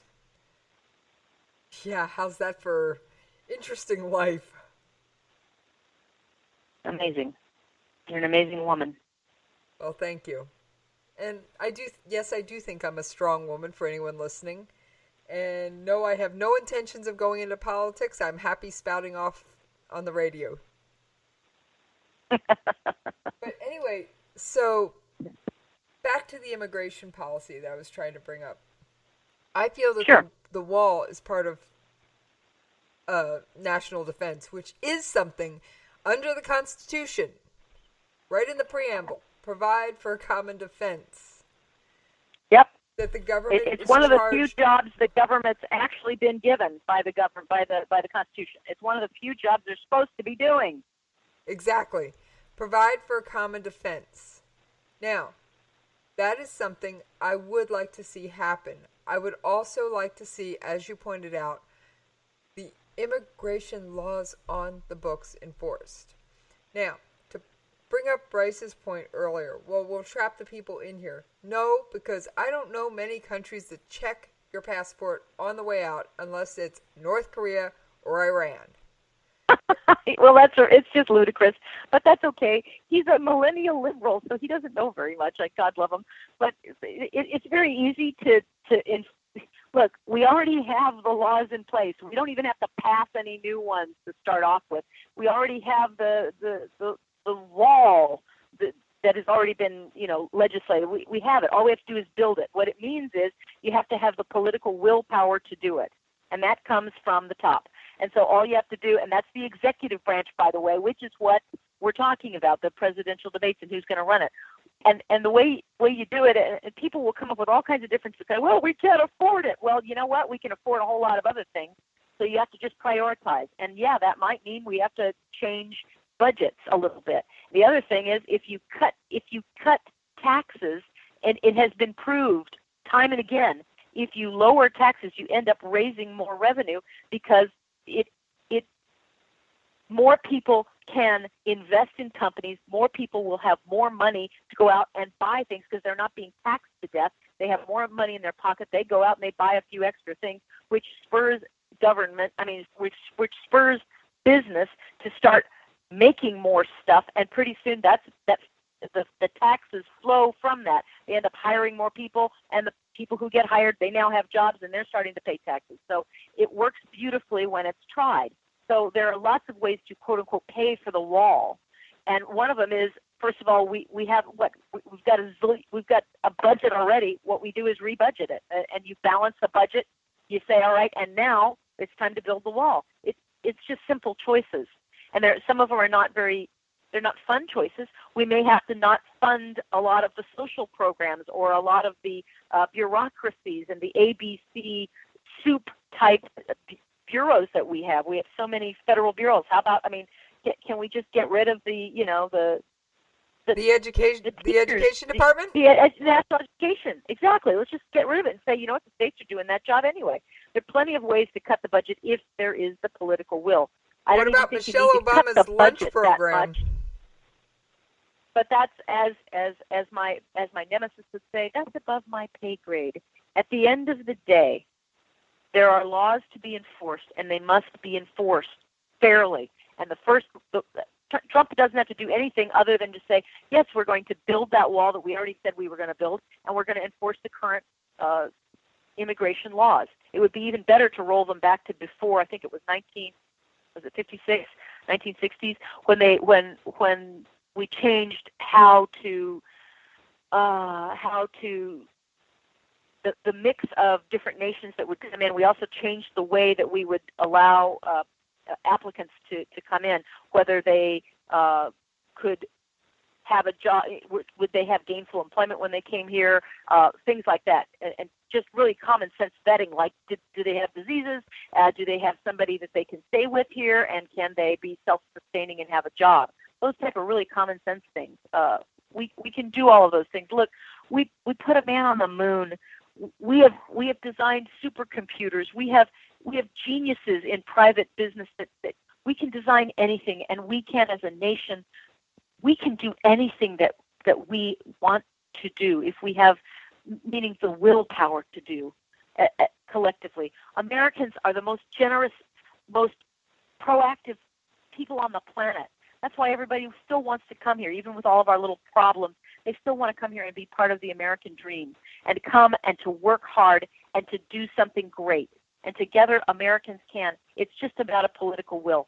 And if the politicians in Washington get the message loud and clear at the election that, yes, we want our laws enforced, yes, all of them, including the one about immigration and business, whatever it is, they will start to obey us, but only if we bring them to heel. I find it funny that Hillary Clinton once referred to blacks and minorities as super predators, and she said that they needed to be brought to heel, meaning like a dog, like you bring a dog to your leg to make them heel. And I found that so offensive. The only people that we need to bring to heel are our elected representatives, because they're not listening to people. They're not doing our will as we've asked them to do time and time again. And this is why you're seeing so many people finally choosing an outsider. I think that a lot of Americans were sick of the establishments, whether it's GOP or whether it's DNC. Doesn't matter. We are sick and tired of these people in government who think that they are so important and lord it over us, and they keep telling us what was really good for us. Well, don't mind. They pat us on the head and say, we'll take care of you. That's not what America wants, I don't think. And that's why I think the allure of Trump as even a bad boy outsider, somebody who will even use vulgar language to say what we want, if that's what it takes, if that's what it's going to take to rattle Washington, maybe that's why people are rallying to him, because he is an outsider, and we are absolutely sick of a status quo and the way that business is being done and the sausage is being made in Washington. And I think even the millennials are seeing that more than just, the people in my generation. We're sick of it. We've been sick of it. The millennials are catching on, and they're saying, this is kind of corrupt and stinky. We don't like it. So you may see millennials going for Trump as well, just because, hey, as Trump said himself, what have you got to lose?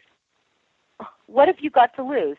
Are we going to go with the status quo, somebody who's been there for 30 years and never solved a darn thing except, she did manage to get 4 of our brave men killed in Benghazi.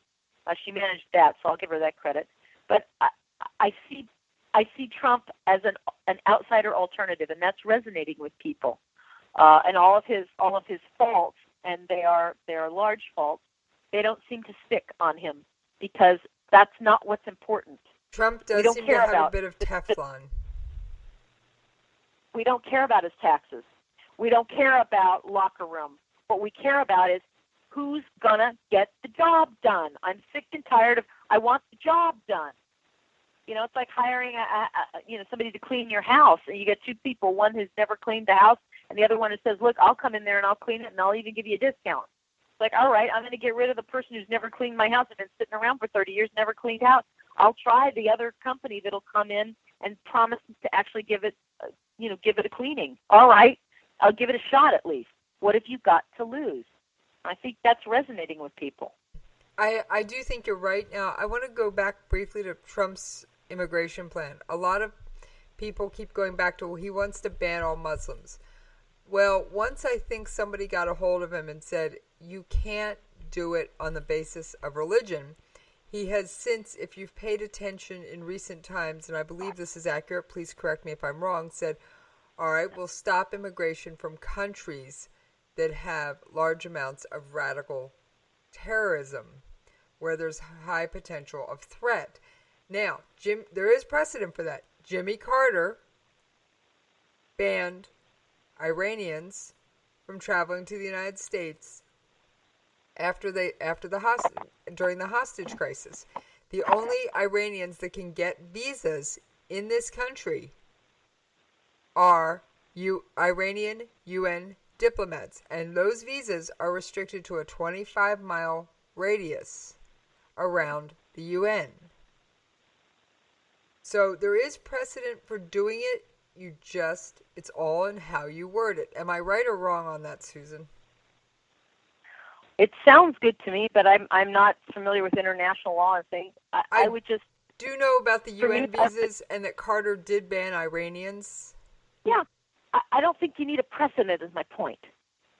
Look, they rounded up a whole bunch of Japanese people during World War II and then put them in internment camps. And that wasn't particularly legal either, but they did that. You don't need precedent. What you can't, I think the media is making a whole big hullabaloo. You can't ban Muslims.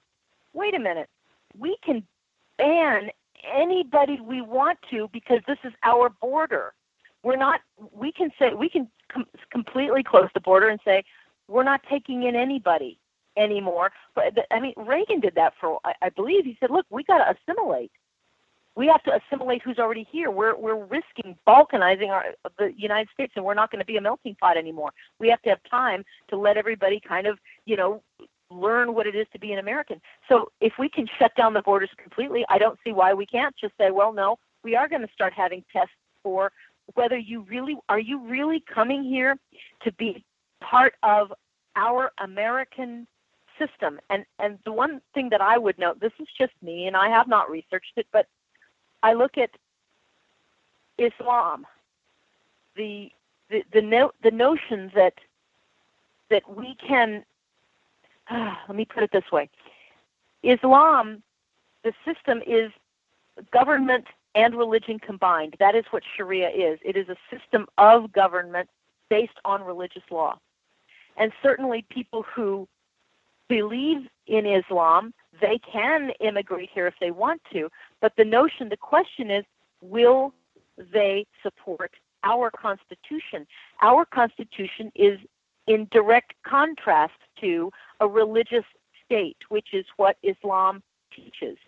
So if you would be devoutly Muslim, it would seem to me that you might have a problem assimilating to our notion of government, that we have a separation of church and state, and that there is not going to be religious laws being enforced.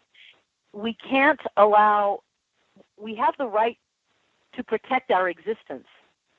And if the radical Islam, the notion of Sharia law, if that is viewed as an existential threat to our constitutional founding, then perhaps there is a way to argue that no, we do not accept Islamic people who believe in Islam. Now that's not an ethnic category. That's a religious category, and there's nothing that says you can't. Anybody can. It is by definition. It is a changeable. It's mutable. You can change your religion if you want to. We're not going to force you to, but neither do we have to accept your religion. I don't see why there's a. I don't think it's an automatic that we simply have to accept that, oh, well, if you're Islamic, we must accept you to come into the country. No, because part of the oath that you take upon becoming a citizen is that you will uphold and respect the laws of this country. Will you, as someone practicing Islam, will you be able to make that vow and make that solemn oath to accept the citizenship? If you can't because of your religion, then it's your religion that prevents you from being an American. Does that make sense? That makes perfect sense. The two issues I think that most people will say is, well, you can't ban something on the basis of religion, and I can see that point. However, I'm going to bring up two things.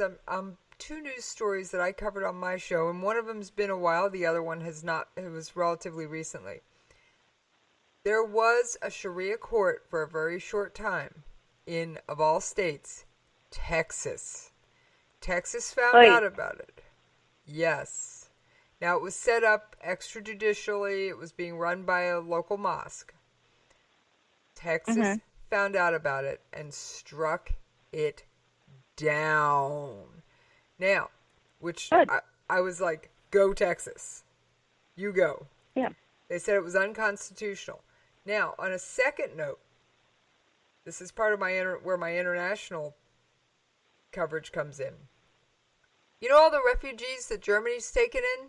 They've taken in a lot, right? Yeah, a lot. Would you like to know where those refugees are, quote, taking vacations? Where? Pray tell.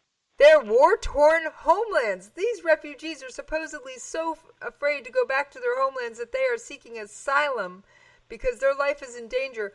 Yet, while they're collecting German benefits, welfare benefits, they go back to vacation in their homeland.